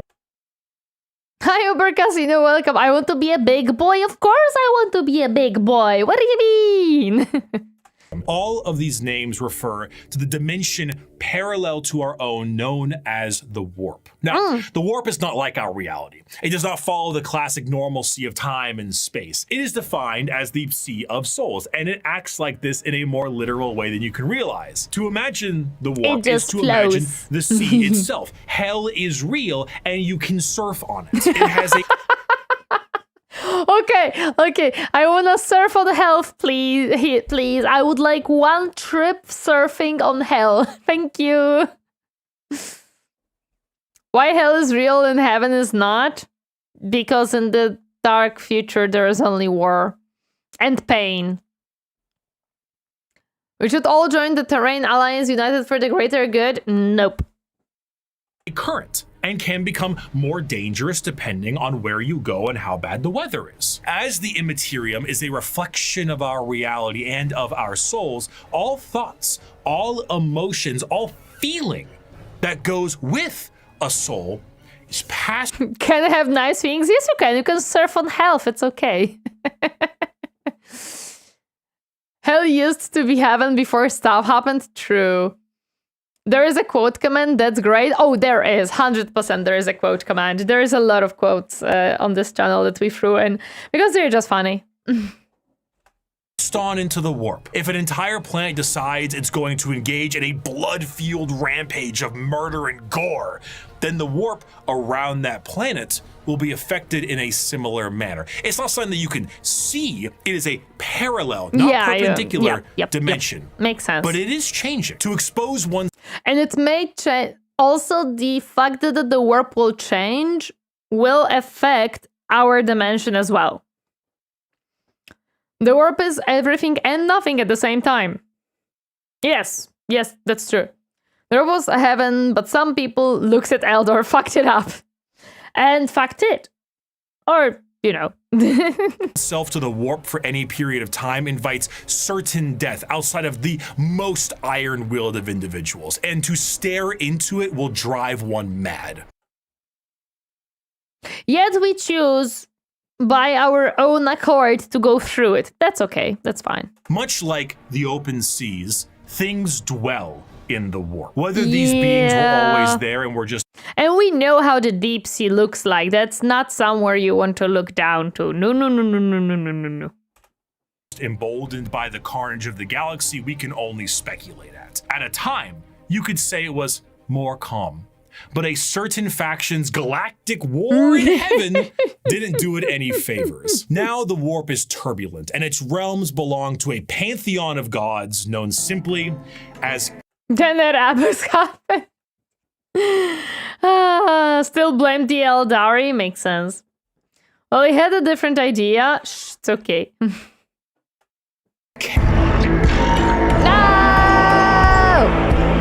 The forces of chaos are beings that serve directly under their patron deity. There are four current gods of chaos. Unless Chaos Undivided exists. That's a thing. At the moment. Khorne, Tzeentch, Nurgle, and Slaanesh. Yeah. Each of them represent various facets of and emotions of sentient species and play a great game against one another for total control over their realms. Well, interestingly enough, while their disciples have physical forms, we can understand the Chaos Gods do not have a physical visual that you can perceive in reality. So while there are tons of fantastic fan art, we do not know what they truly look like. Oh, so they technically don't have a physical way of being. Thank you, Sarkatus, for stepping by. Hope you sleep well and rest well. Bye-bye. Though they are conveniently color-coded. Khorne is the god of blood and murder. It's important to color-code, guys, because then, you know how to differentiate them. It's important. They are like Cthulhu? Yes, they are like Cthulhu. We cannot comprehend how they look. We physically cannot comprehend it. Carnage, and slaughter. He is the one who is most powered by the wholesale killing of any living thing. For Khorne cares not from where the blood flows. With a sacred number of 8, he is the lord of all things involving killing and blood and gore. The champions are extremely strong as well, with monumental muscles. Yeah, he just wants some blood for the blood gut and skull, for the skull brown. And extremely large weapons. A true analog to Khorne would be his greater demon, the Bloodthirster, an enormous muscle-bound Look at flying this devil with an axe boy. so large it splits tanks. The Chaos Gods can look like whatever they want. Oh, we want? Nakatulu has a form. He got concussed by a boat in his original story. Yes, but isn't Cthulhu... Like, Cthulhu has a form. However, humanity cannot perceive it because of Cthulhu being Cthulhu. Wasn't that the whole point of Cthulhu? Love his Warhammer free character. The solo fighting is so... what does... Skull for the Skull Throne? God forbid a Chaos God has hobbies, right? You just... Listen, some people like to collect certain things, like, I don't know, games, books, they collect some pretty stuff, artworks. Khorne just wants to collect skulls. What's wrong with that? Cthulhu has form and shape. He is most physical of them. Yog-Sothoth, on the other hand, okay. Now, a guy in the boat saw Cthulhu, saw him reforming behind him. Okay, I thought that Cthulhu was the type of, like, entity that we were supposed to not see. What's wrong, like, having me cranium Tori? No. Humanity can't perceive them? Yeah, tell that to the Doomslayer. Cthulhu likes to make people crazy psionically. There we go, that's why. In a single swing. They move into battle with armor of brass adorned by the skulls of their foes and pools of freshly spilt blood. This may appear Makes to sense. be quite frightening, of course. Demonic, one might say. But in the world of chaos, all emotions feed one of these gods in one way or another. If you were to define Khorne with single words, you would use blood, carnage, murder, skulls. But you'd be missing out on important ones like strength, honor, prowess, courage, and we always forget about the positive emotions that also feed into the chaos. At least I always forget about them. skill. Khorne is not just about the wholesale slaughter of people. He is about the honor and power of martial combat. The true strength there is in besting someone in physical strength and skill. Of course, a murderer would be someone who would feed Khorne, but a soldier could feed Khorne. A martial artist or professional fighter could feed Khorne. A warrior, good or bad, feeds Khorne. A diplomat does not. A premier soldier does. A GoFundMe does not. This is what leads many mortals down the path of Khorne, for he will bless those that bring him. Paint for painting bunny minis for the mini Tori throne. Oi! Smashing your keyboard during a LOL game feeds Khorne. Yes. Tori feeds Khorne. No. No. I don't feed Khorne. I probably feed Tzeentch and, if anything, Slaanesh, because Tzeentch is the chaos and I like to just sometimes make funny haha jokes and like throw someone, take someone by the surprise. And Slaanesh because of passion in general, like passion for the mini painting, passion for the streaming. In general, I've... No! Not because of the 19 inches. No! No! No! No! No! Stop it! That's not how it works. VTubers feed Nurgle by default. Why Nurgle? Why Nurgle though? No, not Nurgle. I'm not really sick often, and I do not... Yeah, I'm not sick often, so I don't know why Nurgle. Hilda Argus, welcome. Happy to see you. How are you doing today? Hi. Why not Nurgle? Because I'm not Nurgle. I get pretty angry at times when I play Command and Conquer. I don't, so that's why I'm saying. We already talked about this. No, I don't feed Nurgle. I feed Tzeentch and Slaanesh probably. Probably. I don't rage very often. Khorne is the strongest because Khorne is fed by women. Damn it! I hope we're not gonna go back to the fucking conversation of the fact That corn does not care where the blood flows. As long as it flows. No! I don't wanna eat corn! No! Nurgle, the cotton slop is very nice this time of the year. Why are we going back to the conversation of female being a feeders of corn? This was not supposed to happen. This was a conversation last time about corn.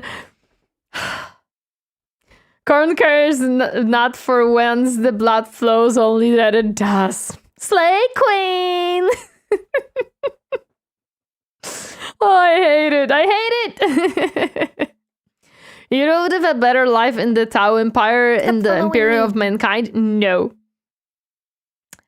Hoko 2, thank you so much for the follow. Welcome to my Gumby Space. Hope you enjoy your stay. Hi, hi. Tori's content is not slop. Yeah, excuse me. My slop is not.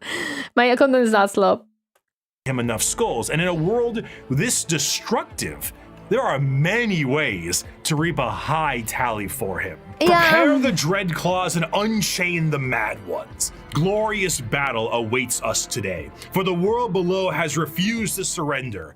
Let us descend upon them with fury and rage, giving no quarter and sparing only those warriors who fight well enough to earn a place amongst us. As to the rest, their lives and possessions are ours, but their skulls are for corn. Normally. See?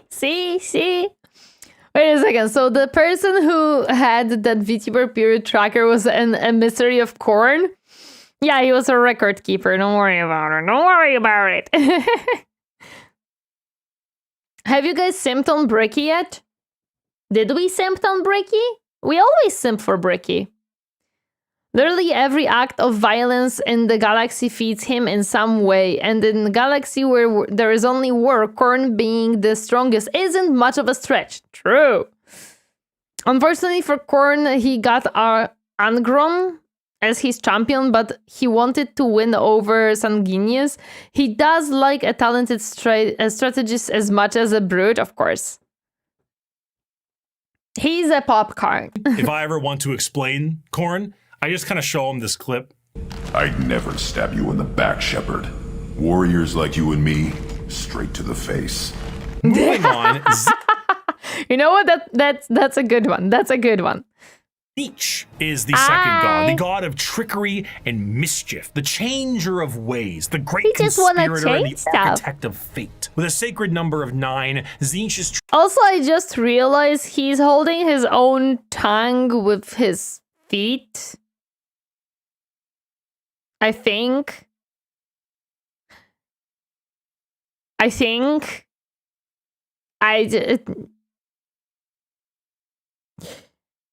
This is getting weird. something throat coat. Milk for the cornflake. I think that's one of them. Yes. You doing fetish shaming now? No, I would never. Maybe. Also, I see that there's an outbreak on Twitch. There's an outbreak on Twitch, so we're gonna wait really quick for it to pass. Allegedly. Allegedly.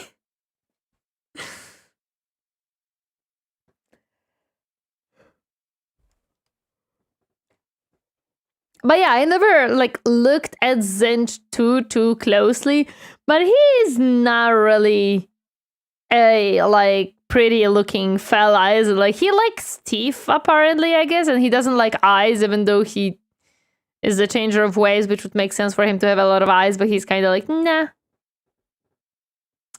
Did you say yes, even though there is no Skaven? Maybe. He has a lot of birds. True, he has a lot of birds. God of Scheming is fully Kerbex. You know what? If any of them, I would guess it's either Tzeentch or frickin' Slanesh. Mind's eyes, and so the eyes might literally be inside his mind. Wouldn't be surprised on that one. Chaos Gods got nothing on the boys, Gork and Mork. Sure. He likes eyes everywhere except on his head. Look, he has eyes on his hands. It's okay. I just thought of this. I will not be the first. Zinch is the internet. Yes. Or the internet is Zinch. You can choose which one. Both. Both are good. If Zinch existed in our world, it would be Twitter. He would love that platform. Can you imagine Zinch having Twitter? He would laugh every single day just creating chaos there. He would be so happy. They would feed him so well. He would be the happiest boy in the world. Just give him Twitter. Slanesh would be Blue Sky then? No, Slanesh would be many things. I think Slanesh would be Tumblr from these type of things. Imagine him trying to wash dishes with those eyes on his hands. Ow, that would hurt. I think all of it. Oh, you have connection issues? Oops. Or the hub comment section? Yeah, that one. Truly the god of change in all of its forms, but there is an obvious undercurrent of mischief and cunning. Zinch is such a liar that his pants have gone thermonuclear. What the f is it? His favorite pastime?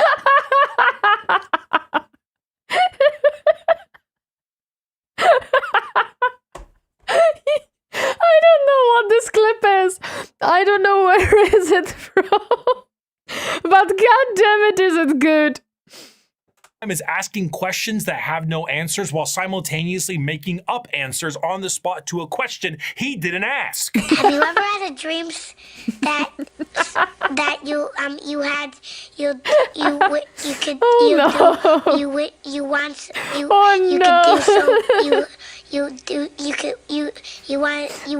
him to do you so much you could do anything? Oh yeah, that's, you know what, that's a Zinch when you try to talk with him. That's another creator who tests electrical things. As an electrical engineer, I dread his existence. It took me so long to understand that joke. Oh no, Zinch. He is such a conniving little bastard that every emotion of lying, of scheming, of trickery is a direct way to help feed him. An unfaithful partner, a politician, a spy. All these people feed Zinch in one way or another. And it No. We all know that the bestest way to feed Zinch is just change your socks every day. You change your socks every day and Zinch is happy.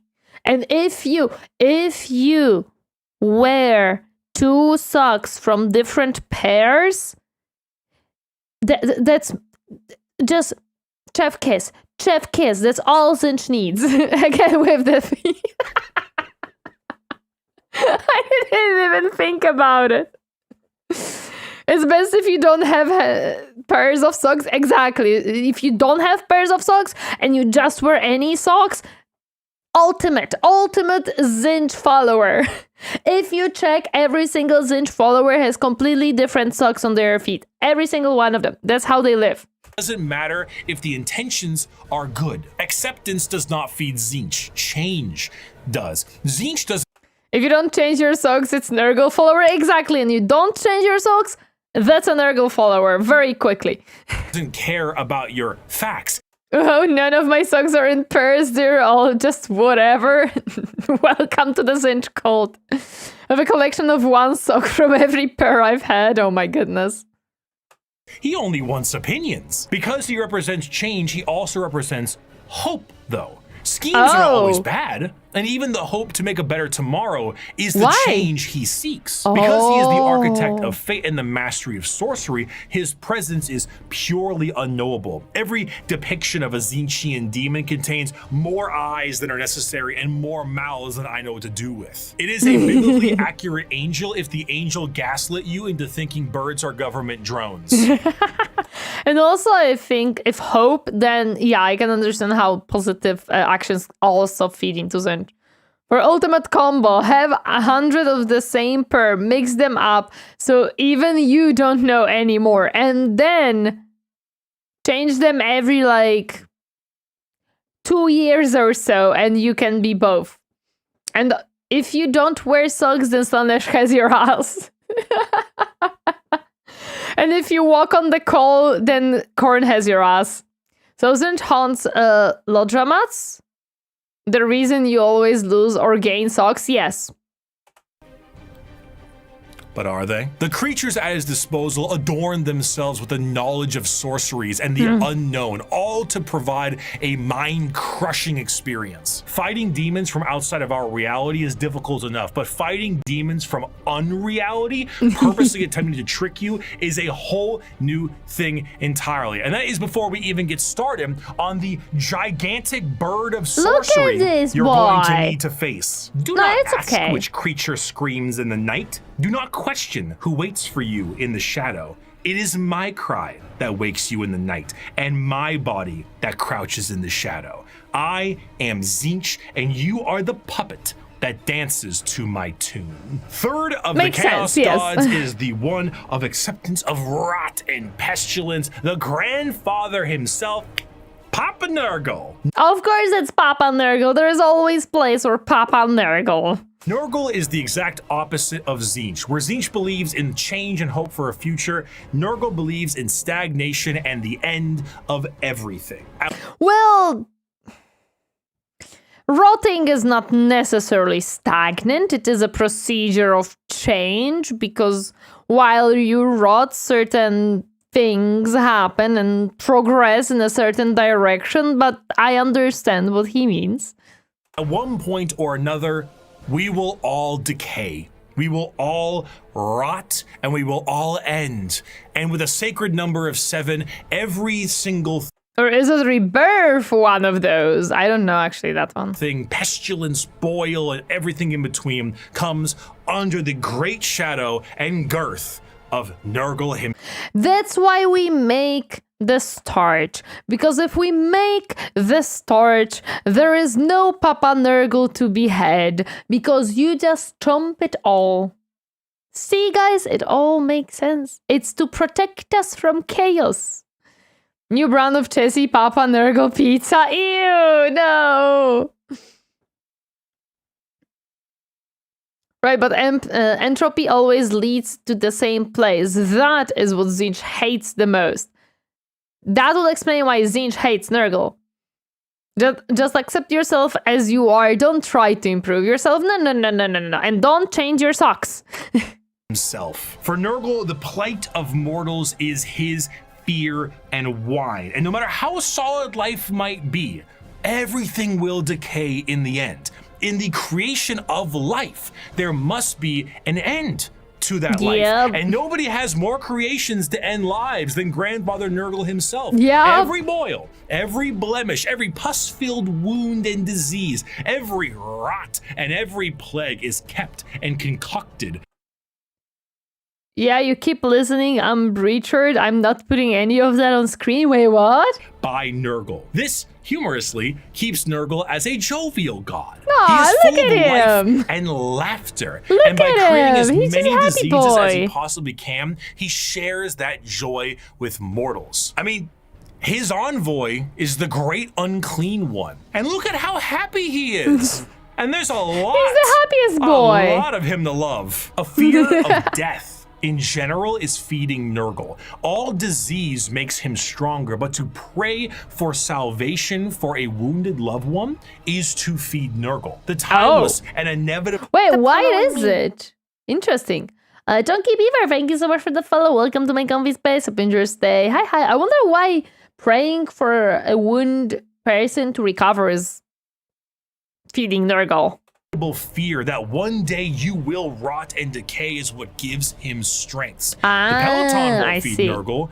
Licking the doorknob on a public bathroom certainly does. Ew, you should not do that whatsoever. This is just disgusting. Nurgle is the most abusive, gaslighting girlfriend-boyfriend out of all the Chaos Gods. He is not just a happy fella. He's a happy fella who believes that he can make you happy as well. Don't worry about it. However, should you embrace your grandfather's gifts, you may find an end to your pain. Maybe. All mortal followers of the Chaos Gods found themselves there in one way or another, either through the direct worship or the slow corrupting of their souls. Nurgles. But those that take Nurgle's gifts and embrace the decay of their bodies may end up being chosen among his few as a faithful servant. In doing so, you will be free of the pain caused by Nurgle's ailments, and you may even find yourself just as jovial and happy Look as at he him. is. He's just happy. Maybe. His enemies shall wither and die. His allies shall wither and die. The universe and all within it shall wither and die. And when the great corruption has settled over the land and permeated the very foundations of reality itself, then shall the Lord of all rise from the rot and ruin, spread his arms wide to reclaim all of his dutiful children. See, he just wants a hag. Either you find an end, or if he's unhappy, you just get all the pain forever. Don't worry about it. The Death Guard is truly a happy legion. Yeah, they're just a happy legion. Those were the three major chaos gods. Typically, Nurgle is his followers. Typically, Nurgle, all his followers will inflict people with his disease. When there is pain really sets in, that's when Nurgle makes the offer. He won't cure you because that would deprive you and others of his love. If you accept it and spread his love to others, he can make the pain go away. Yeah, he basically makes you just not feel pain, but you stay sick so you can spread the love of Nurgle, aka sickness. Gods for a very long time, emboldened by war and death on a galactic scale, ever present, but now fact on the suffering of a galaxy. I never saw that depiction of Korn, actually. I've never seen him as in armor and stuff. I mostly saw him as like the big red evil creature. One race, for a while, was able to elude the pull of chaos. An advanced race of psychically attuned aliens whose master over the physical world was so strong that chaos could not glean from them the morsels of power they once had. Or so they couldn't. Yeah, Nurgle demons at least are the happiest, except for one of the big bags. Elder Frogartus, welcome. Happy to see Harding today. Hi. Not for a long while. 60 million years ago, in an attempt to combat the Necrons in Catan, the Old Ones made a new species. One with innate power in the warp and the ability to harness it with a mastery that was unseen by so many others. A mastery so powerful, the Necrons retreated to sleep in order to wait it out. It was no longer a galaxy to be ruled by them, Space but instead elves, let's go. begin the age of the... The The Eldari Eldar are a race of boys! pointed-eared humanoids that are all psychically attuned to the warp. If we're being meta here, Look at it. Look at him being attuned to the world. Look at it. these are space elves, and these elves ruled the galaxy in the time the Necrons went to sleep and humanity began to Elf propaganda and Necrons didn't fear the city space clowns? Sure not, never. rise. The Eldar's empire was galaxy-wide and lasted for longer than any other galactic power that we know of. Their understanding of all things was exceptional, with every single Space elves! one of them being psychers. They had the ability to master the warp and use it to their advantage. See, being a psyker is basically like being a wizard, or I guess in this case it's more of a sorcerer, since you are it's a born sorcerer. with the gifts as opposed to learning them. In order to utilize your psychic abilities, however, you must then reach into the other dimension, into the warp, into hell for that power. So if you were to say, cast Fireball, your mind would reach into the warp, gather the strength to rewrite reality, to then cast Fireball. Now, you might think to yourself, doesn't that mean if you were opening up a power to the warp, you may create a lot of risk to yourself because of all the horrible things we just talked about in the warp? Yes. However, in Warhammer 40k, willpower is a real, tangible thing, in the sense that in its own right, it can be weaponized. Being strong of will means being strong of soul, and being strong of soul means you can resist the pull of the warp that much more. A more inexperienced psyker opens up a hole into the warp that is large, and that hole widens to... It's like your Dark Tide. That's the class that I was playing in Dark Tide. Dummy thick cheeks help you control the warp because reasons? Of course. Get more power, allowing evil things to get in. A powerful psyker is able to open a very small hole, but with immense force to get the same amount of power with less risk. The Eldar are master psychers. Every single one of them can call upon the warp, and over millions of years they have perfected it so much so that they can weave structures out of it. In some species in the galaxy, they utilize the warp itself for interstellar travel. The Eldar ain't having any of that noise. How about we utilize a fancy alternative mode of travel that is substantially safer than the old ones created called the webway? What about dying? I mean, it makes sense. Why would we go into warp if we can avoid it? Miss me with that. We no longer age. And if we do, we can just be reborn like that. Food, water, materials, we make things out of distilled warp essence itself. Oh my gosh. Wait, wasn't the point of Eldar that they reproduce very, very slowly, like the high elves or the elves in the fantasy? Wasn't that why they are dying race right now in the 40k? We sing unreality into cathedrals to dine. Well, rather, they have to capture the Eldari who want to be not the Drukhari. So Eldari need their souls to not go to Slaanesh to reborn, while Drukhari are just being consumed by Slaanesh. Is it only now because of Slaanesh? Yeah, this is because of Slaanesh. Okay, not originally, noted. What truly Nowadays, yeah. could the Eldari Empire possibly fear? That's the issue, nothing.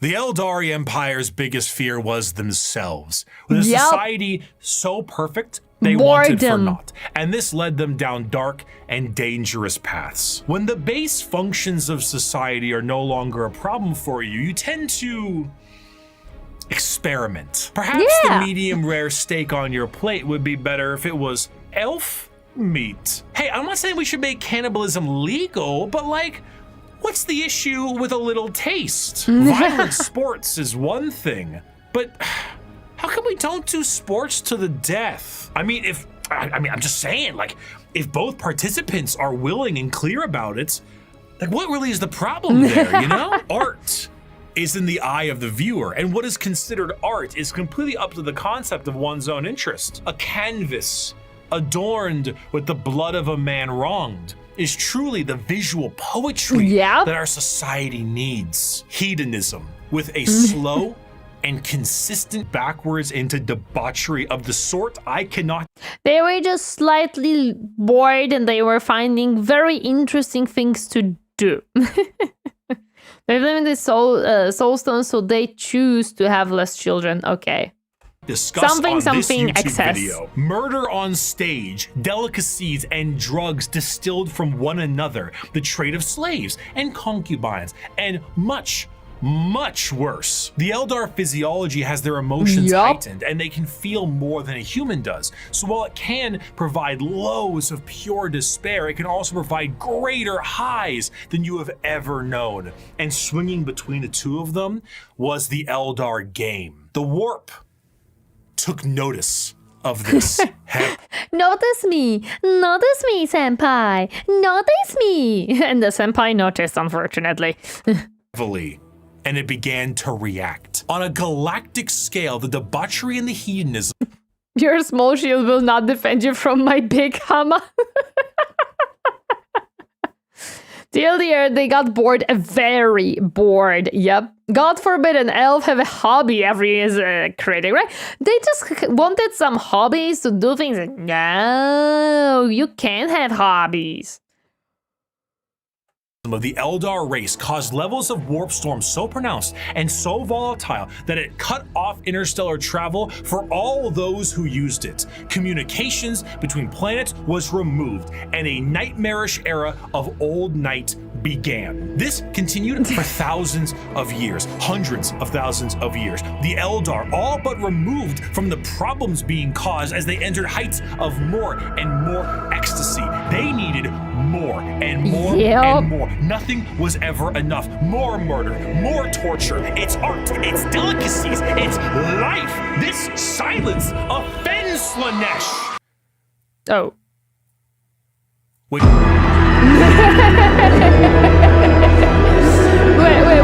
what? Slaanesh.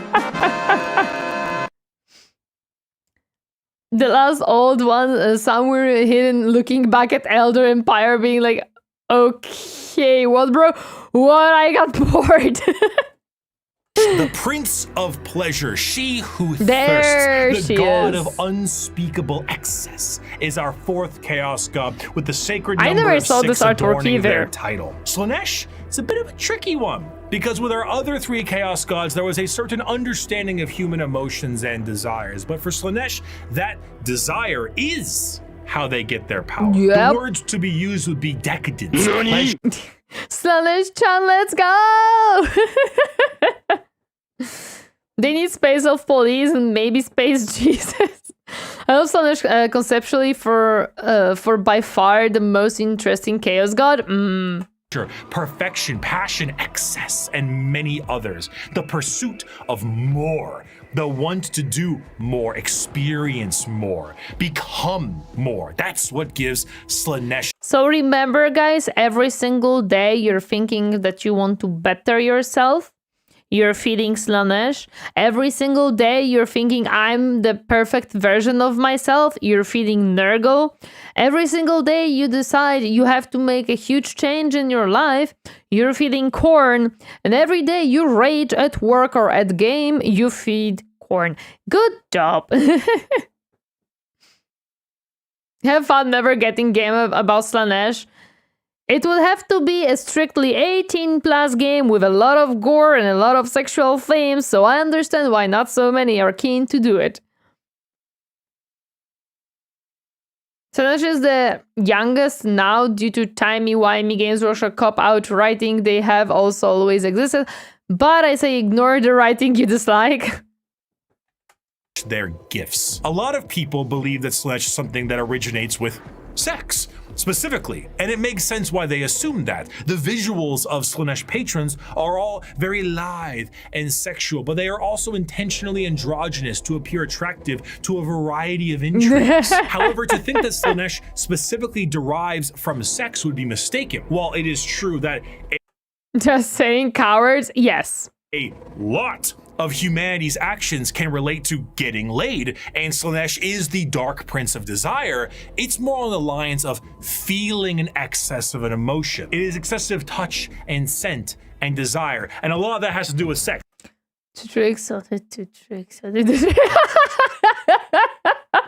I'm sorry, I just read what is on the side. Slaanesh owns Orange YouTube, yes. Crab God, But yes. it's more than just that. A patron of the arts may feed Slaanesh, one that aspires to become the perfect chef or master of their craft, and the sheer pursuit of that alone will feed. Anything that you decide will feed one of the gods. Literally, anything that you will decide will feed one of them. And they say VTubers aren't Slaanesh propaganda? Never! As agriculture engineer, I feed corn. After that, corn feed me. Yes! Any emotion is reflected in the warp. Slaanesh. Whiplash is Slaanesh's absolute favorite film. Videos where people beat Elden Ring on a dance pad feed Slaanesh. There are no 2 words in the English language more harmful than good job. But is there a line?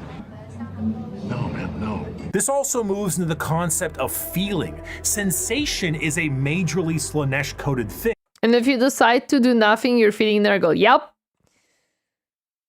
We'll say Revenant Lord of Excess is a good read if you want to the perspective of the Emperor's Children Space Marine. Ooh, sounds interesting. The gods are a reflection of Satan love. That's why AI tried to kill everyone. No, as far as I know, the AI tried to kill everyone because the AI came to conclusion that the best way to make people happy is to kill them. But I might be misremembering that or confusing it with something else. That's what I remember. I might be completely wrong on it, and I'm sorry if that's the case. Also, welcome, BD Charlie. Happy to see you hiding today. Lots of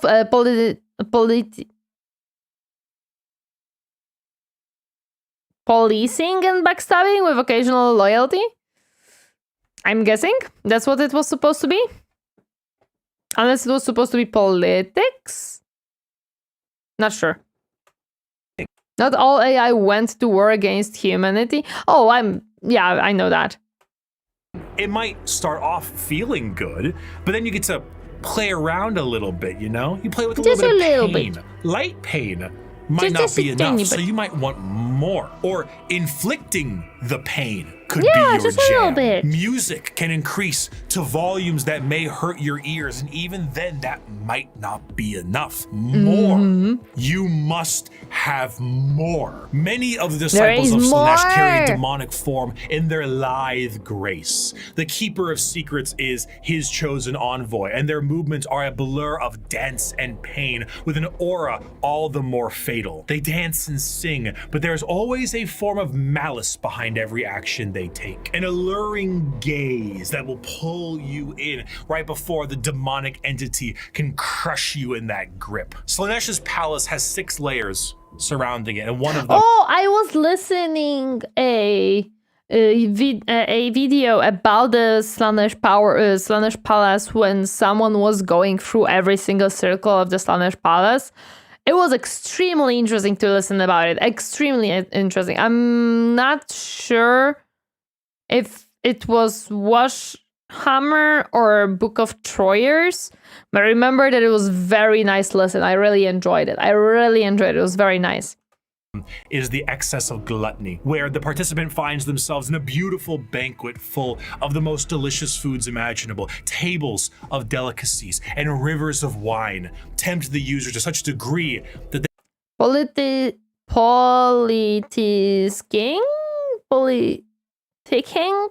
is the verb of political activity. This is such a hard word for me to pronounce for some reason. Oh, this is true. If it is true, if it isn't true, then it isn't. It could all be chaos propaganda written in the 40k universe. This is one problem with 40k lore. Personally, I don't see how anything can exist if all of chaos lore was how things worked. You never know. If the food is not served on the participants, it's a fake place.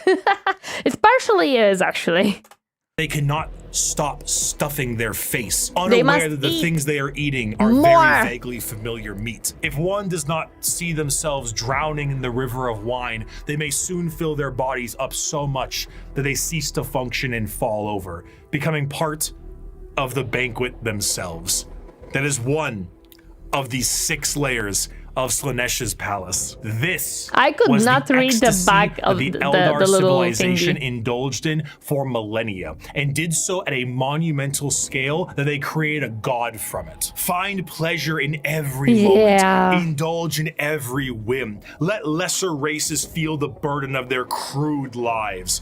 We are beyond such concerns or worries. Every power is ours to use. Every sensation ours to experience. We are truly masters of the galaxy, and all others exist only to satisfy our curiosities. We have earned our position of power. Let us forever taste the fruits of such achievement. Time itself is ours to command.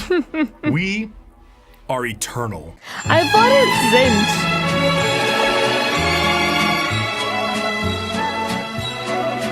With the birth of Aww, I like that music. Stop following me. Vanilla Knight, thank you so much for the follow. Welcome to my comfy space. Happy enjoy your stay. Hi. Yeah, the different circles of Slaanesh realms are wild. There is a mechanic of it in Total War. Interesting. I really liked the thingy about it. Oh. Yeah, slunch worship can be seen as a very on-the-nose allegory for substance abuse.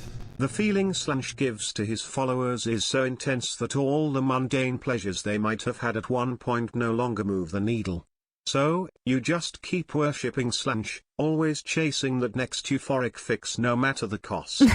Granders, thank you so much for 100 bits. I appreciate it. Thank you, thank you, thank you also for the headbutts, for the stretch, for the hydrate. I appreciate. Let me stretch. I don't know if I have anything to hydrate with at this point. Food stuffing reminded me of the ghost ship. Or you're Sigvald and do it for the sheer fun of it. Exactly. Yeah, my tea has finished, unfortunately.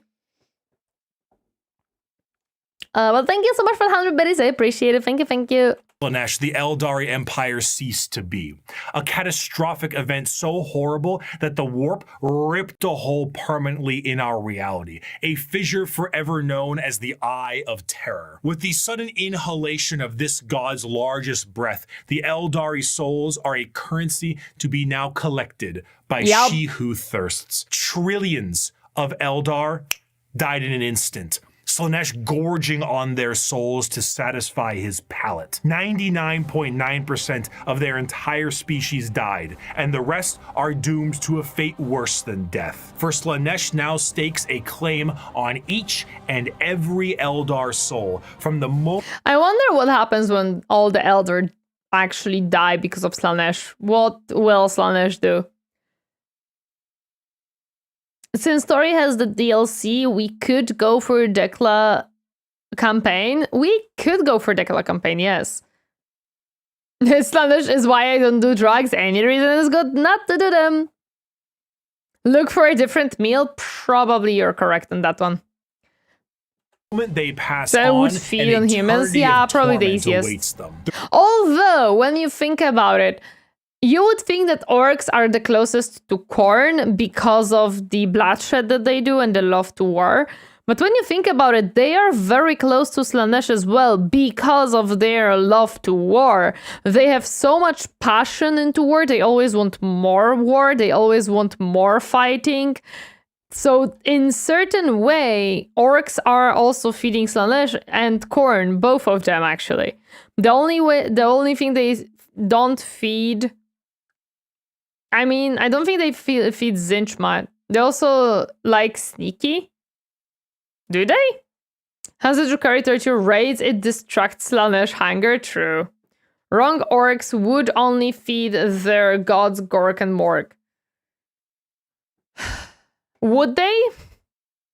I don't know, because I don't know how the entities of Gork and Morg work in 40k. Orcs are mushrooms? Yes. Yes, they are.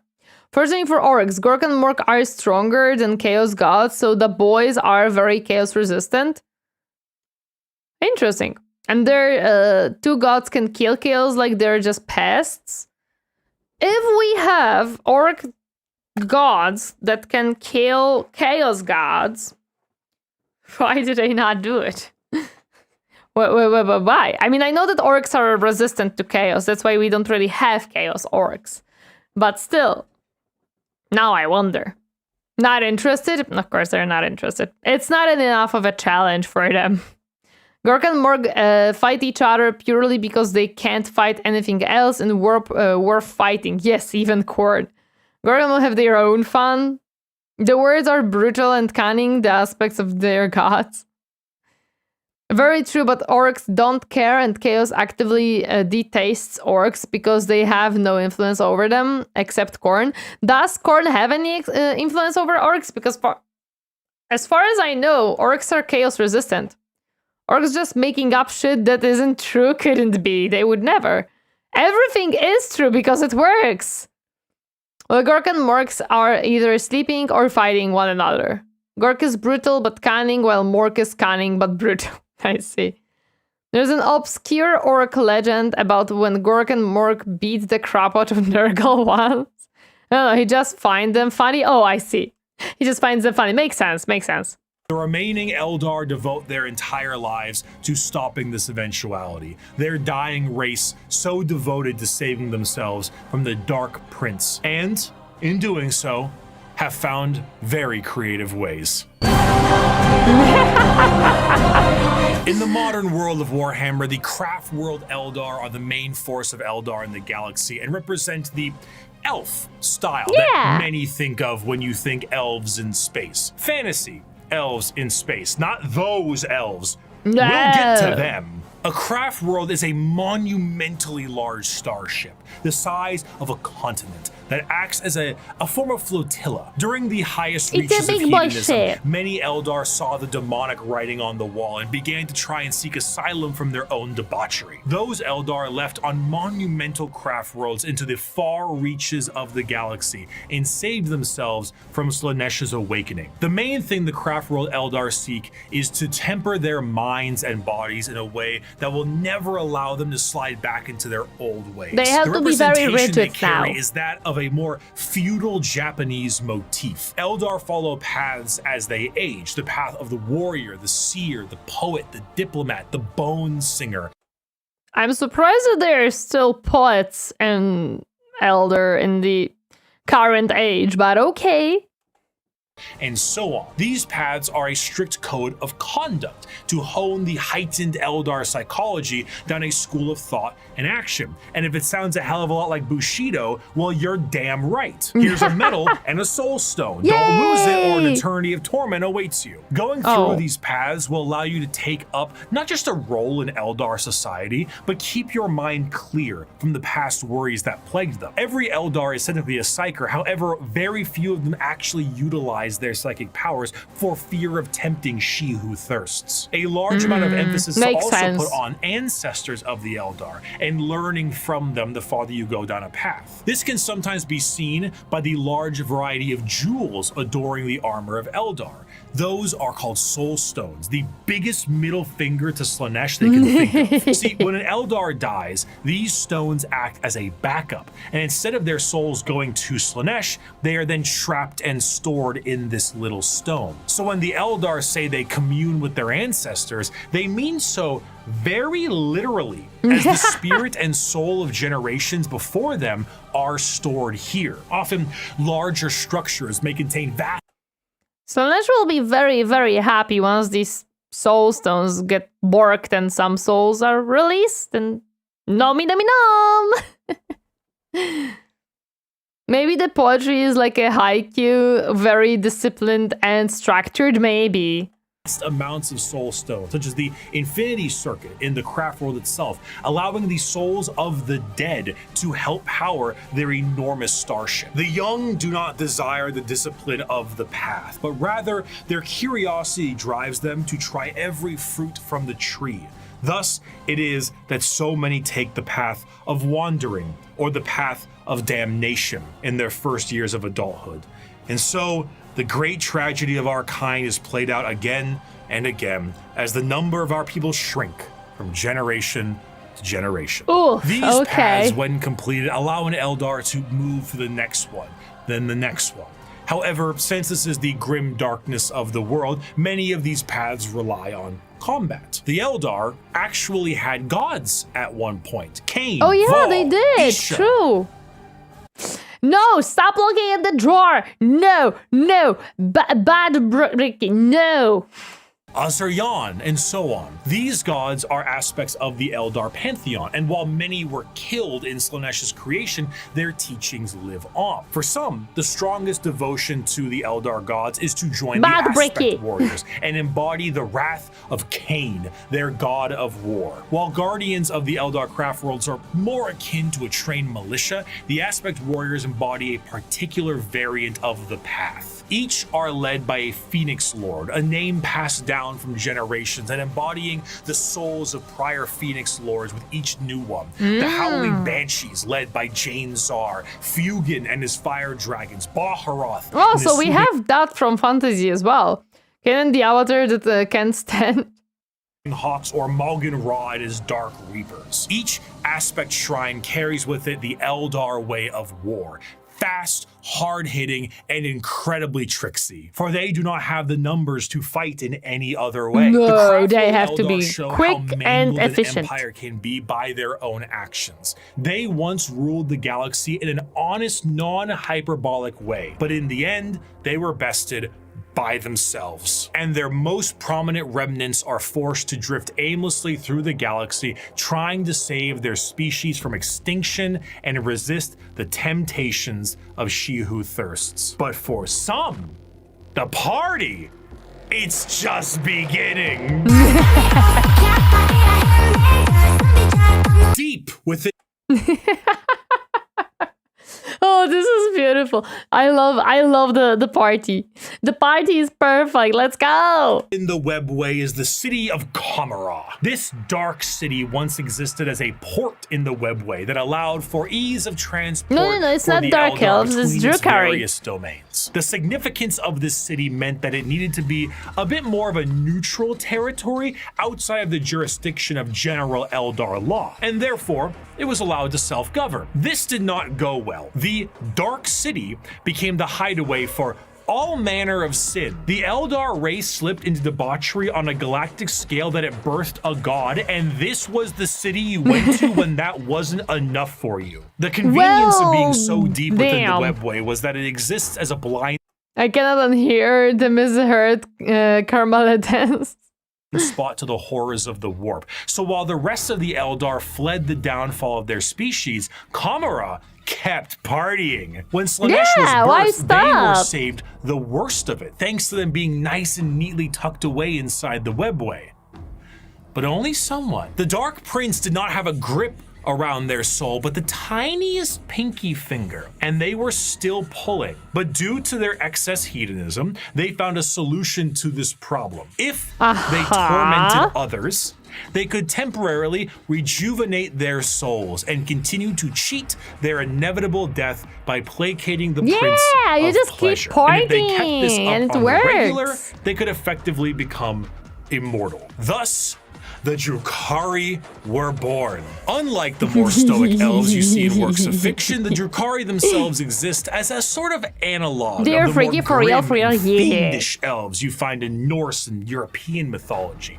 The Drukhari are soul vampires, but the more basic means Drukhari to are worst feed of worst. are Yep. hardly enough to keep them going. This desire to feed is known as the thirst, and to quench it effectively, they have mastered the art of biotechnology and dark sciences to really juice themselves up on the crispy soul sprite from the vending machine called the galaxy. The Well, listen, you have to somehow keep yourself alive, and if that's what it takes, well, that's what it takes. majority of Drukhari act as pirates and raiders and slavers. They go into our physical It's reality important and for drag them. people back to Kamara to commit atrocities that go beyond any imaginative torture a human can think of. The Drukhari are organized in various groups throughout the Well, it's necessary, so it's okay. Warhammer in a nutshell. We tried that and it didn't go well.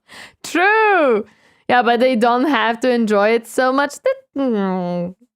Why not?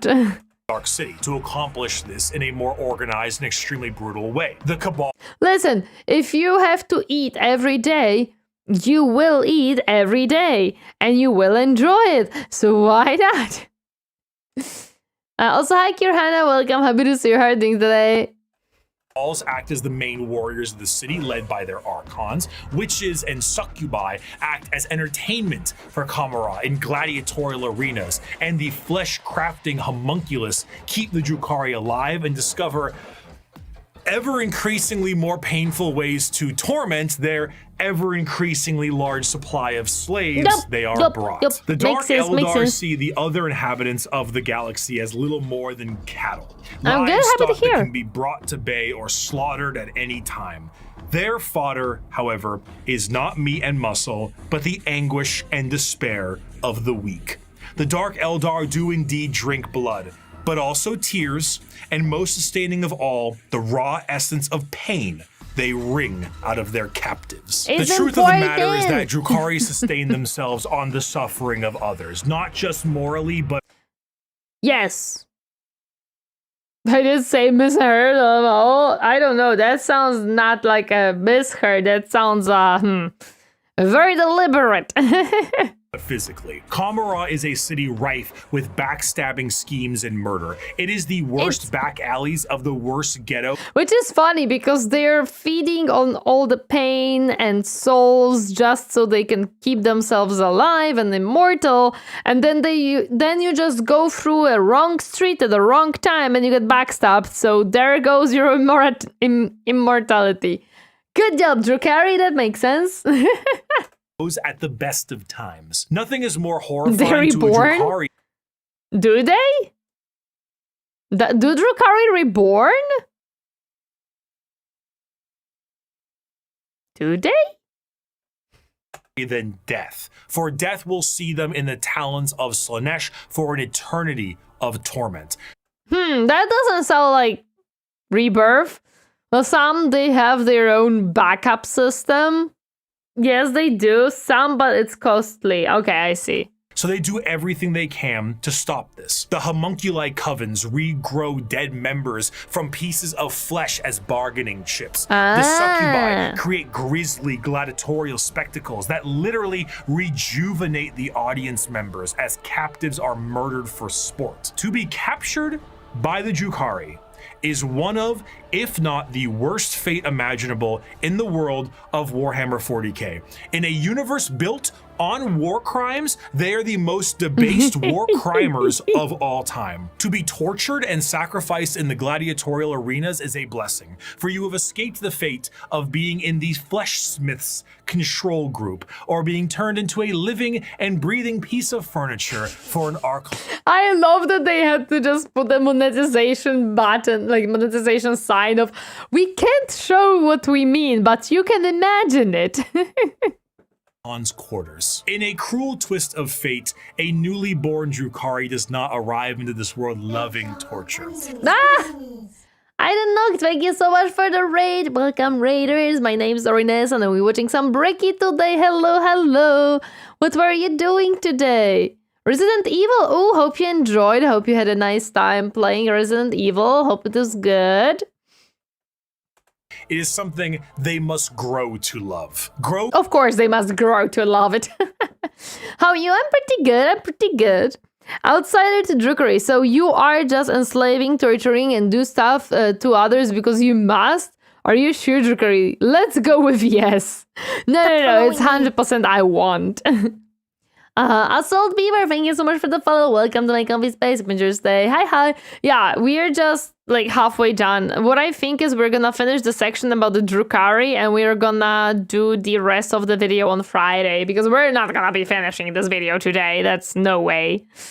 To appreciate the suffering of other beings in order to survive in the world they have been brought into. If they succeed, they become some of the worst monsters in the known galaxy. A dark reflection to the craft-worlders and a taste just of what Eldar society was like before the fall. If they do not succeed, they must find purchase elsewhere. Often those will join smaller parts of Eldar society like the Exodites or the Harlequins. Exodites believe in a pre-industrial variant of their society, often retreating to more lush worlds to ride dinosaurs and live off the land. Prehistoric style that I would normally laugh at if they weren't riding dinosaurs like ballers. The Harlequin dancing troupe are a subsect of Eldar that are more than just a little strange. A carnival of dancing jesters that serve the Eldar laughing god of Kegarak.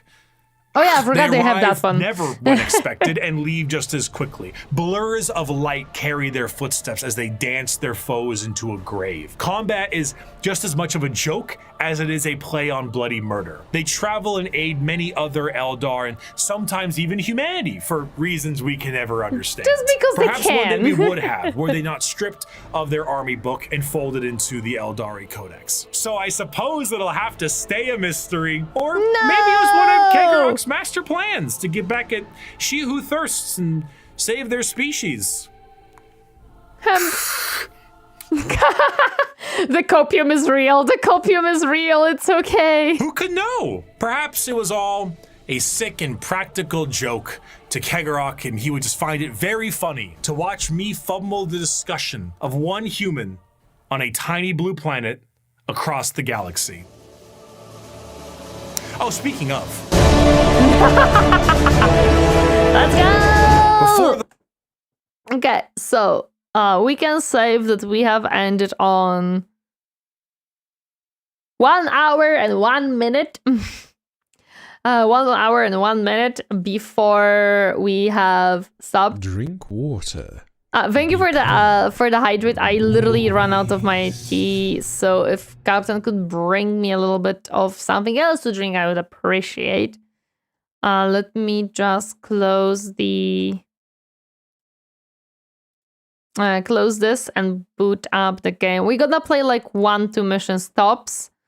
We do not have time, nor do I have energy for more. Where is the game? Oh, I have it here. Why am I looking for it? We stop at the Emperor? Yes, let me stretch really quick. Yeah, also you said that you watched it so many times, so you should know this part. What do you mean? You should know it already.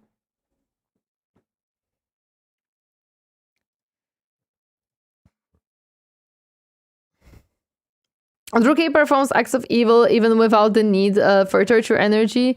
As Lilith said, you don't need to be thirsty to enjoy a drink. True. I need food, I die. Please do go eat. Please do go rest and all that shabazz. The game is booting up. There we go. Now I need to free my mouse so I can see it. Ow, that's it. Why was that one so loud? The Crimson Fists are here to serve the Emperor. When you feed Nurgle, I paid some attention. How dare you? Outbreak, okay, thank you. The game is booting up anyway, so it's okay. So it's okay. Also, I'm having a feeling that a setting was not on. Ah, never mind, it was.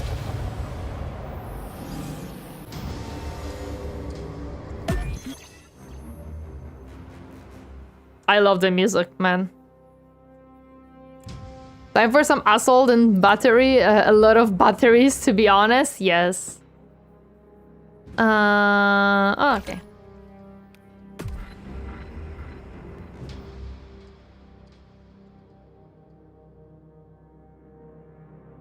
I don't know who wants to hop into the game, so we have to make a queue.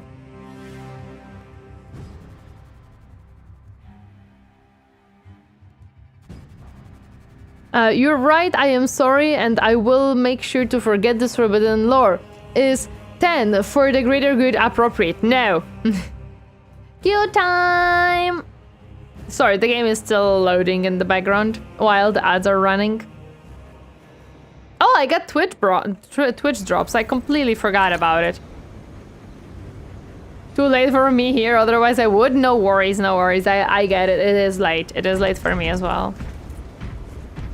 I have some stuff to unlock. Hi, Dunnerd! Welcome. Happy to see you harding today. Let me go.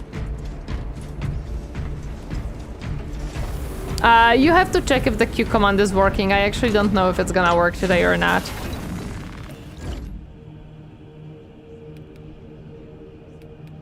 Oh, I got a perk.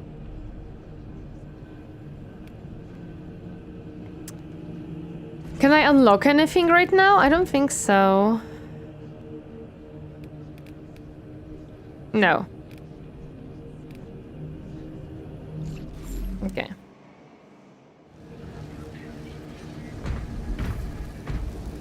Do you have a space in a command? What do you mean, Telruin? Still another 6 hours before rotation. My clock can help.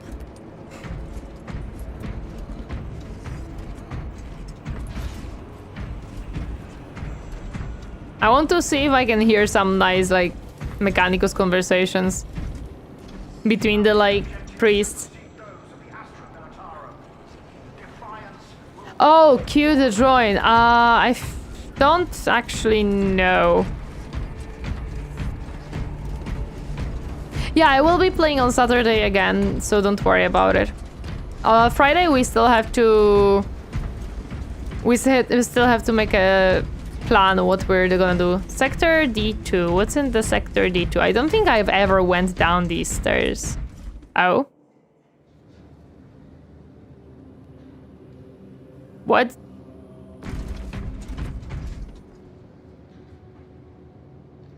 Why do I have my gun here? Am I in a shooting range or something? Oh, this is PvP arena. Oh, I'm leaving. That was not what I wanted. That's not what I wanted. Never mind. I just realized.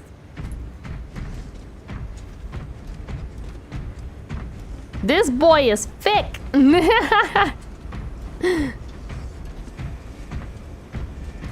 Yeah, no, we're not touching the PvP arena. No, no, no, no, no, no, no, no. We don't need that. We don't need that.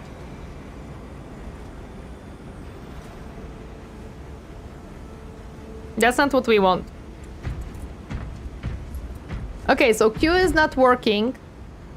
It is weapon range and no PvP, but it is with PvT talents and moves so weird. Okay.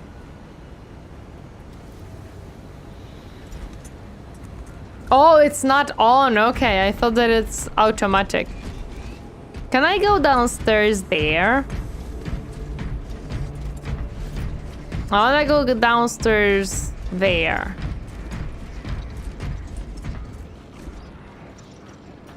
I cannot jump. Very smartly, they blocked that option. I really could go and see the lower levels. Yeah, that's what I'm looking at, but I'm guessing that's not a possibility. There you go, the queue should be now opened. Let's go. If the bot decides to work. And the bot decides not to work. Okay.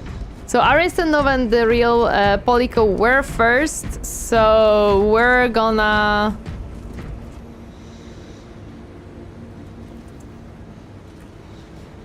So you guys can hop in. Oh yeah, you need the thingy for it. There you go. Yeah, since you two were first, you can hop in.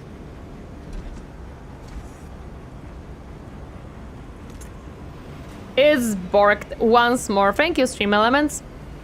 You're not helpful.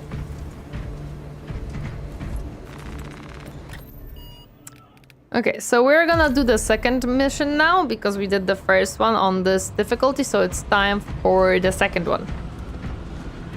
It says code expired. Oh, you were... Who joined? Will it mess things up if I tested this command without intending to play? At least not tonight. The queue is now closed, so no. Who is Roosterfield? I need to know who you are because you joined the queue even though it was supposed to be the real Polico joining.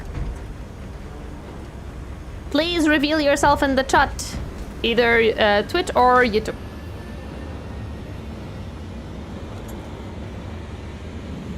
Okay. The real Polico, you can hop in. Let me show you the code. Nope. Let me show you the code again. Now it changed, of course. You started the mission, so it's matchmaked? Really? No. Oh, let me... Okay. Can I... let me just leave. Okay. Ariston... Okay. One more time. I did not know that that's what's gonna happen. There we go. If you pick mission, it will find you players. Okay, I see. Very zinch of that guy? No, that was the game. No worries, that was my mistake. I didn't know that that's the case. That's on me. Now you should be guys able to hop in.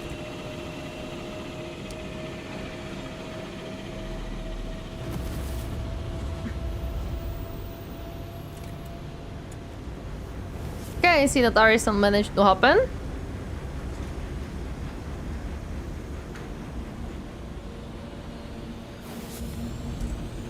And I'm presuming this is...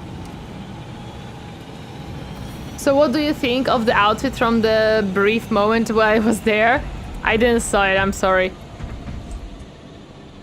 You remind me of the Transformer boys. Now I had to wait for the loading screen to finish twice. No worries, no worries. Yeah, you look like a Transformer boy. You are a Transformer boy. Wow, I love the... Why do you have a skeleton on your back? The heck? Lol. Birdbeak helm is necessary, of course. Okay, now let me take the mission.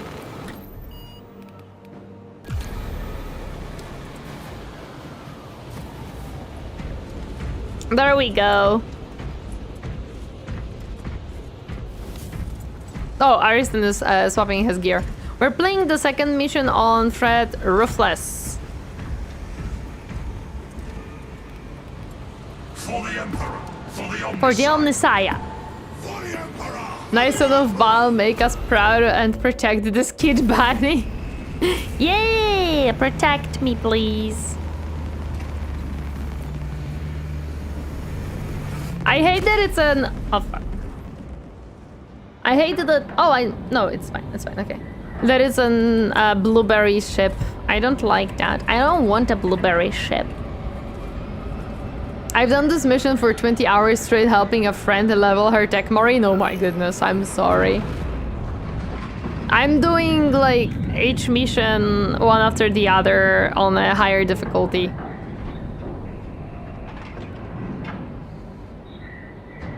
Since I don't really remember them at this point. I freaking hate it too. Titus predicts the Tyranid's hive tyrant is If we have gone with Absolute, I would die on Absolute. Assist in the defense of the Isn't it Ultramarine Fortress? It is, but I'm a Techmarine. Then trigger the detonation. An inglorious death for I returned home to our stream. How's the stream going so far? It's going pretty good. We just started Space Marine 2. This is Talassa. Drop complete. Moving to objective. Acknowledged. Proceeding to relay. Time to mime, kill, and burn. Yup.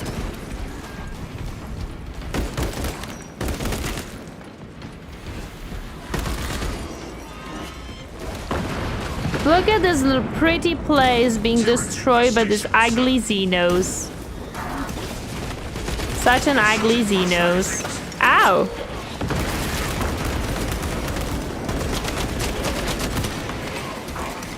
What is shooting at me and where from? Oh, you! Goodness. I didn't notice they're behind me. Wait, there is a thingy I can like... fix it. Ow!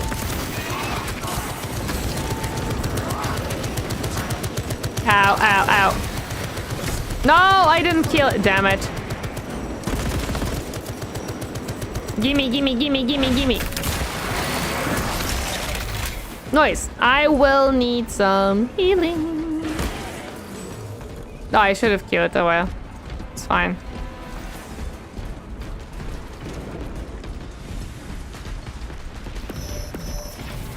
Oh, stem. Thank you.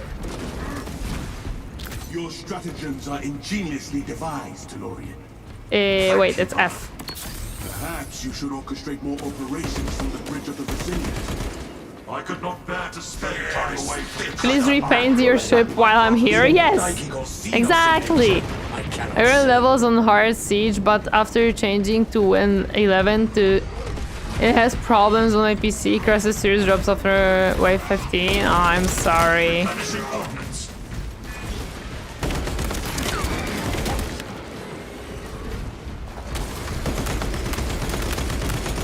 I love this gun. It's so fun. It's a good pew-pew gun. I love doing hard siege on solo.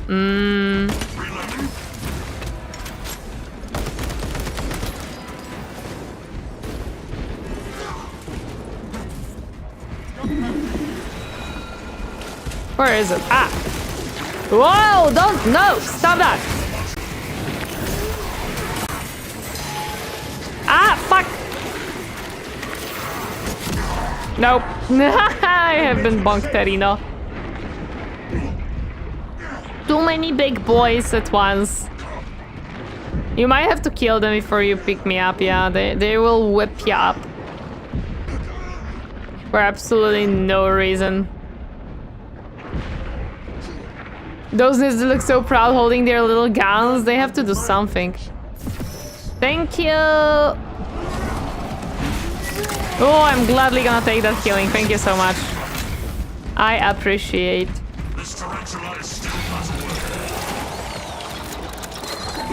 Go to it, go! Ah! Sir! That is very unnice of you. Oh!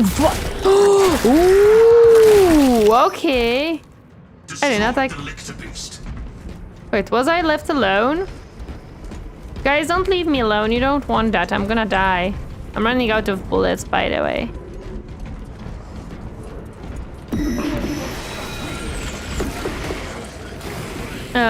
We have drop ticking in. They should. The drops are enabled on my streams in general.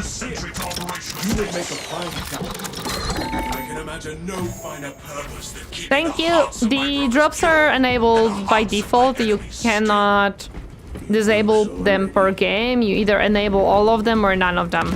So they should work. I was not disabling anything. If you use Medicaid Kit when you have any white health, you will heal a lot more than if you just use it. Oh yeah, I can...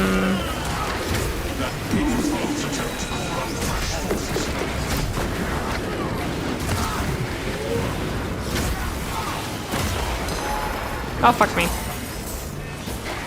I was not able to... I can't see anything.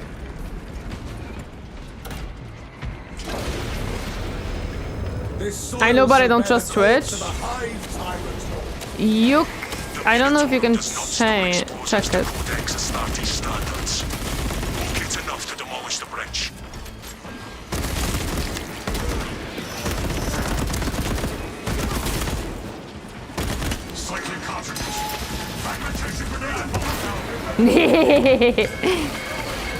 Did you like my beautiful thingy?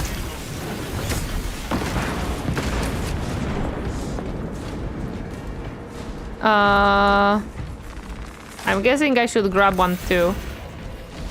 Ah, shoot you!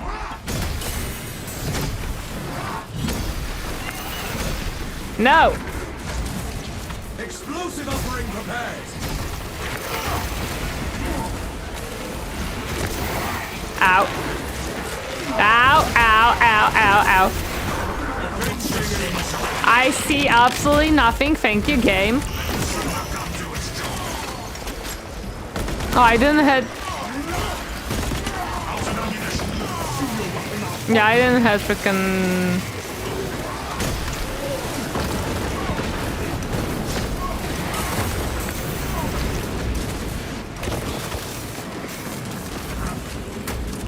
Ooh, am I not having a good time right now?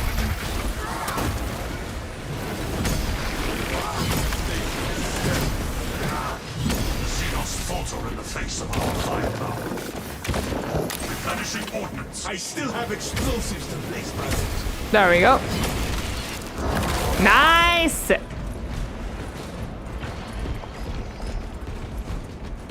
I have explosives, so give me a second. I can put it down. Or not, never mind. I can turn this one on and I can put the others. Explosive, that's fine. What supports still require preparation? There you go. Bless this detonator. Attacked? Okay.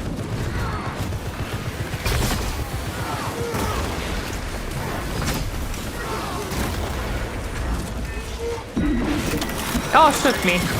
Oh, never mind. The Hive Tyrant will reach your position shortly. Join the Imperial Guard defenses up on the bridge and lure that Xenos Colossus into the kill zone. I have no idea where we're going. Oh, here. Okay, we're going here then. Let's go! Ooh. That's a lot of Xeno. Let me just do this really quick. So it starts kabooing the guys really quick.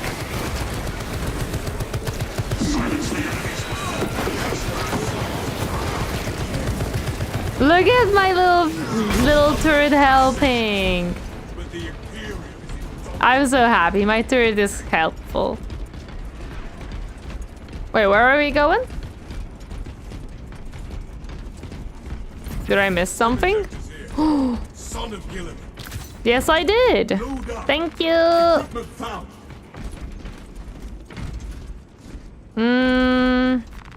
I mean, no, I have grenades actually. Sorry, meds, thank you. I took them.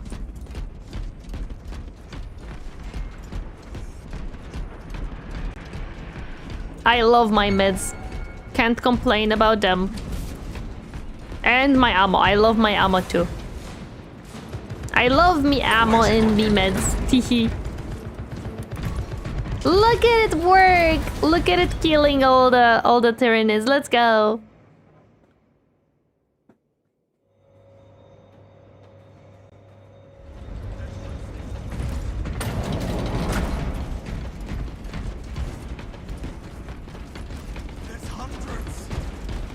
It's okay, guardsmen. We're here to help. We're here to assist. I can help you guys. See, I can give you these. Company in the rear ranks. We've got a handle on these probing strikes, my lords. It's the relay that's getting hammered right now. The beast that commands the swarm will arrive here soon. That's news. Without armor support to tackle a Thank you. target that big, we may have to bring down the supply bridge. It is already done, Gus. Is this a withdrawal order? Negative. The objective is the Hive Tyrant, not the bridge. Defend this position until the Tyranid command unit is executed. Understood, my lord. May the Emperor guide our lasguns to your support. Yep. The Emperor shall help. Ready up, Eighth. Show the Emperor's angels what we are made of. Yeah! Trying to surround us on the roofs. Let's go! On the roofs. Stop following me. TT, Meg Gaming, thank you so much for the follow. Welcome to my comfy space. Pincher stay. Hi, hi.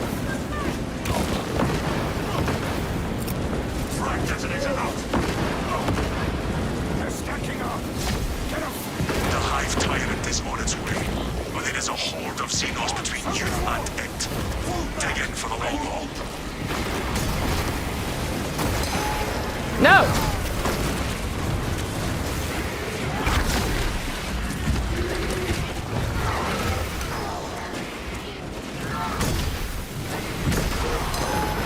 Nope, fuck me.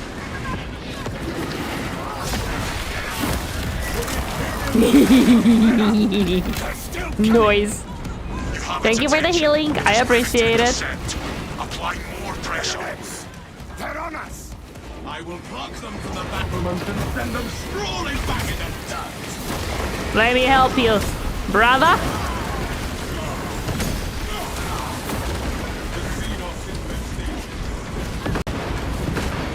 Yeah, I still wonder how they want to like Keep your eyes peeled. The Xenos leader beast will be in visual range shortly. Its mere existence affronts both the eye. I'm sad that my little thingy cannot really like help Never seen such an because it's on the other side, man. Give the Hive beast a moment. Oh, hello there, boy. The charges now. Where is the charges? Oh. Do the kaboom! Do the kaboom! Yay!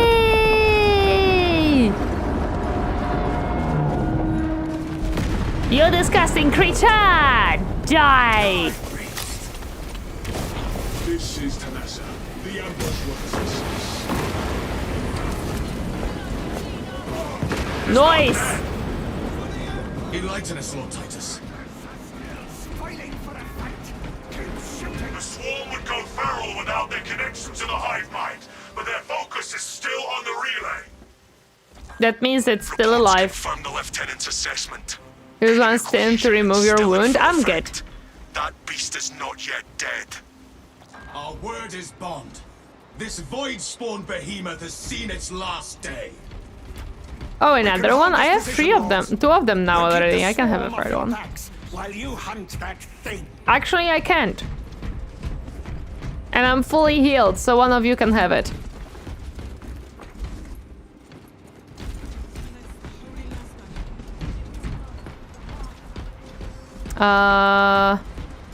Where should we go now?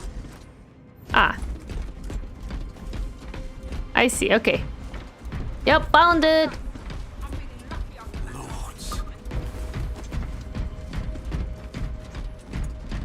We help our small brothers and sisters as always. It's important. Stim injectors here. Yeah, I cannot have more. I have 2. 2 is There max. is no falling back beyond this point. There was never falling back, my brother. Oh, I didn't want to click that. My gosh, damn it. Misclick. That's fine. I would leave it to a lingering death under there were it not still directing the swarm. For the OMNISSIAH!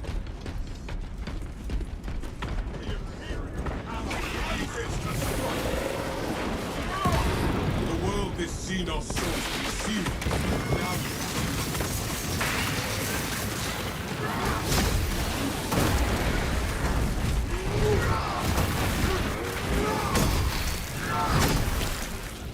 Hehe.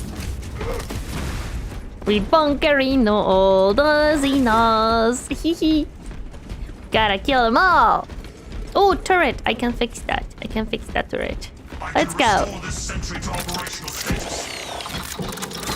Nice. It knows fear, brothers.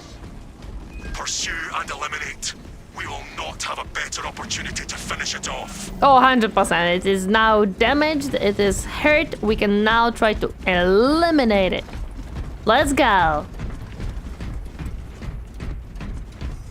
This is the bestest of the best opportunities. Whee!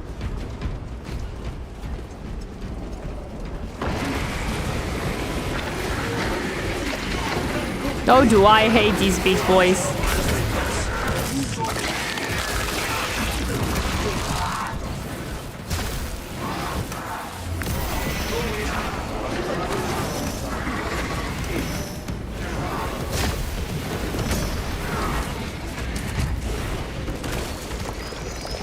Okay. Pay no heed to its lurking. Ow.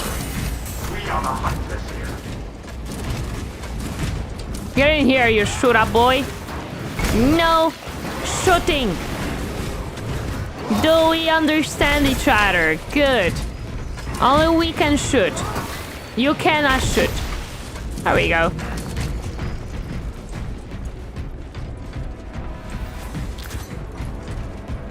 Since I wasted one, I can grab this one.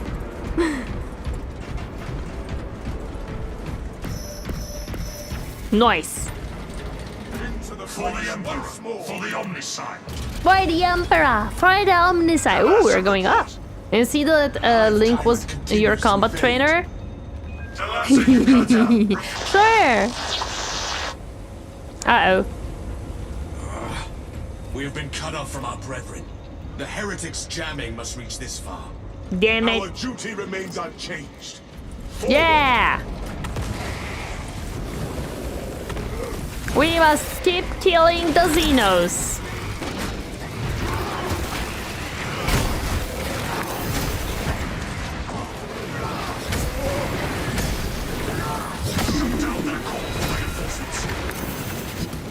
Oh my gosh. Damn. There we go. Give me back my freaking shield. Thank you. Repurposing a shield steel big scales the build. Take to the roof. There we go. Not damage, damn it. Trill! Oh, I think we're close to the boss arena. I'm not certain, actually. Oh, I remember these. They're not good. The heck is this thing? Let me help. There you go. I shall believe that I helped. Either it's true or not is up to me to decide, and I decide it's true. Thus I helped.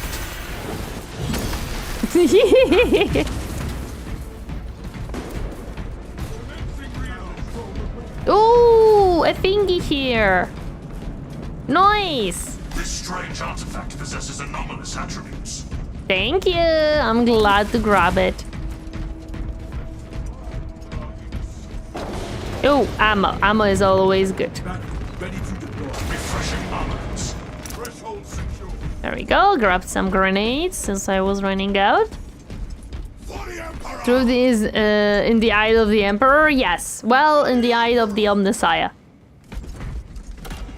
For the Emperor. Do you have a plasma gun on your shoulder? I'm actually not sure. I mean, I have a gun. No! No! No! Bad creature. Unfortunately, my Q doesn't work against this guy. Even though it was supposed to work against this guy, it doesn't. Nope! Ow! Nope, nope, nope, nope, nope, nope, nope, nope, nope, nope, nope, nope. Stem, stem, stem, stem. Run, run, run. Shoot, shoot, shoot.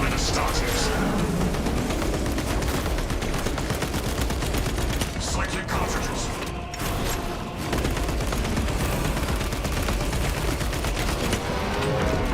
Nope. Nope, leave me be. Leave me be. No, no, no, no, no, no, no, no, no, no. You, sir, go away.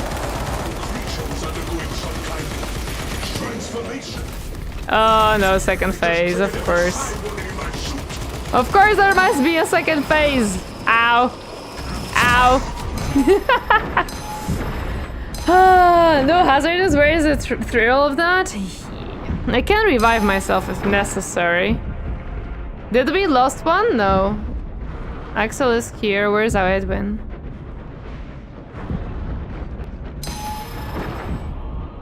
Is Edwin down? Down? No. Yes. Oh, Edwin died. I see. Okay.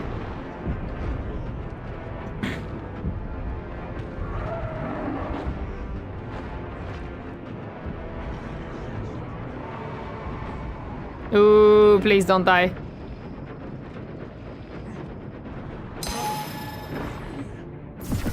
Oh, thank you. I'm running, I'm running, I'm running, I'm running, I'm running, I'm running, I'm running, I'm running.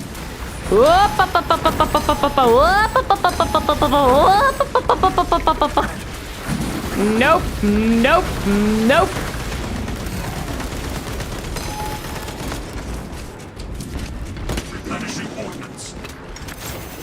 Whoa, hello. Oh my god. Can I Q? No, I cannot Q. Oh no, you died. Ooh, that's not good. Oh, that's not good.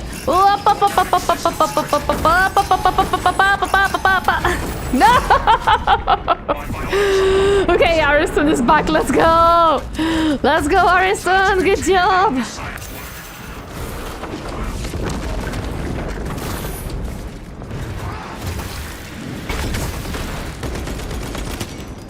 No, that was close. Woo! You can't Q when you roll. Yeah, if you roll, your weapon can fire. I know. Let's go! Good job, guys. Good job! Let's go! We got it! GG's! To Damocles. The alien contaminates our world no It works, it seems like it's bugged and doesn't recharge. Ah, I see, okay. The devil's cheap, damn animation lock. Ah, man, I'm sorry. Wee victory! Let's go! Good job, good job, good job, good job. GG's indeed. We got the beast. You can use Q on bosses, but you have to be close to trigger the yellow mark. Okay. I'll excuse my lack of parries on the fact it's midnight. You know what? Fair excuse, I take it. Fair excuse. Considering I got down only at the boss fight, I take that. Nice. I see you weren't animation lock between a warrior and a Tyranid. Yeah.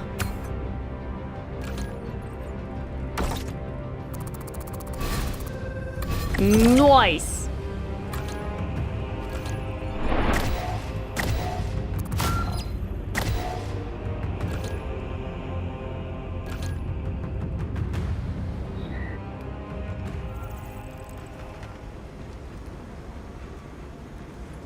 That is oh, that it was rough. Ah, yes. Interact. Good job, brother. That was good fight. Good job, good job. Good job, brother. May the OMNISSIAH be with you. Let me, like, there we go. Good fight, brother. Good fight.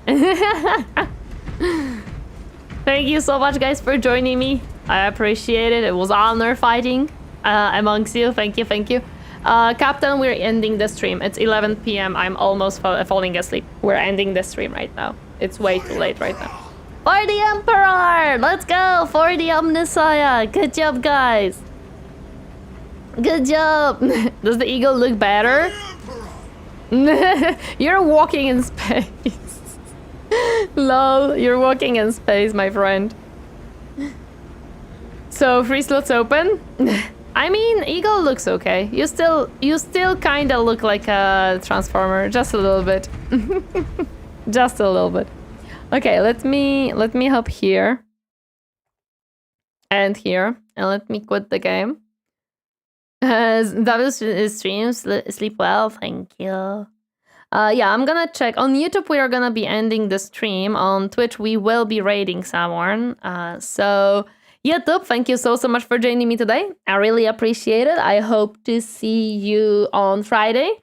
I'm not sure. I think we're gonna play Total War Warhammer 3, but we'll see. I think that's the plan for now. We'll see how it actually goes. So YouTube, thank you so much. Please take care of yourself, and bye-bye, YouTube. Bye-bye.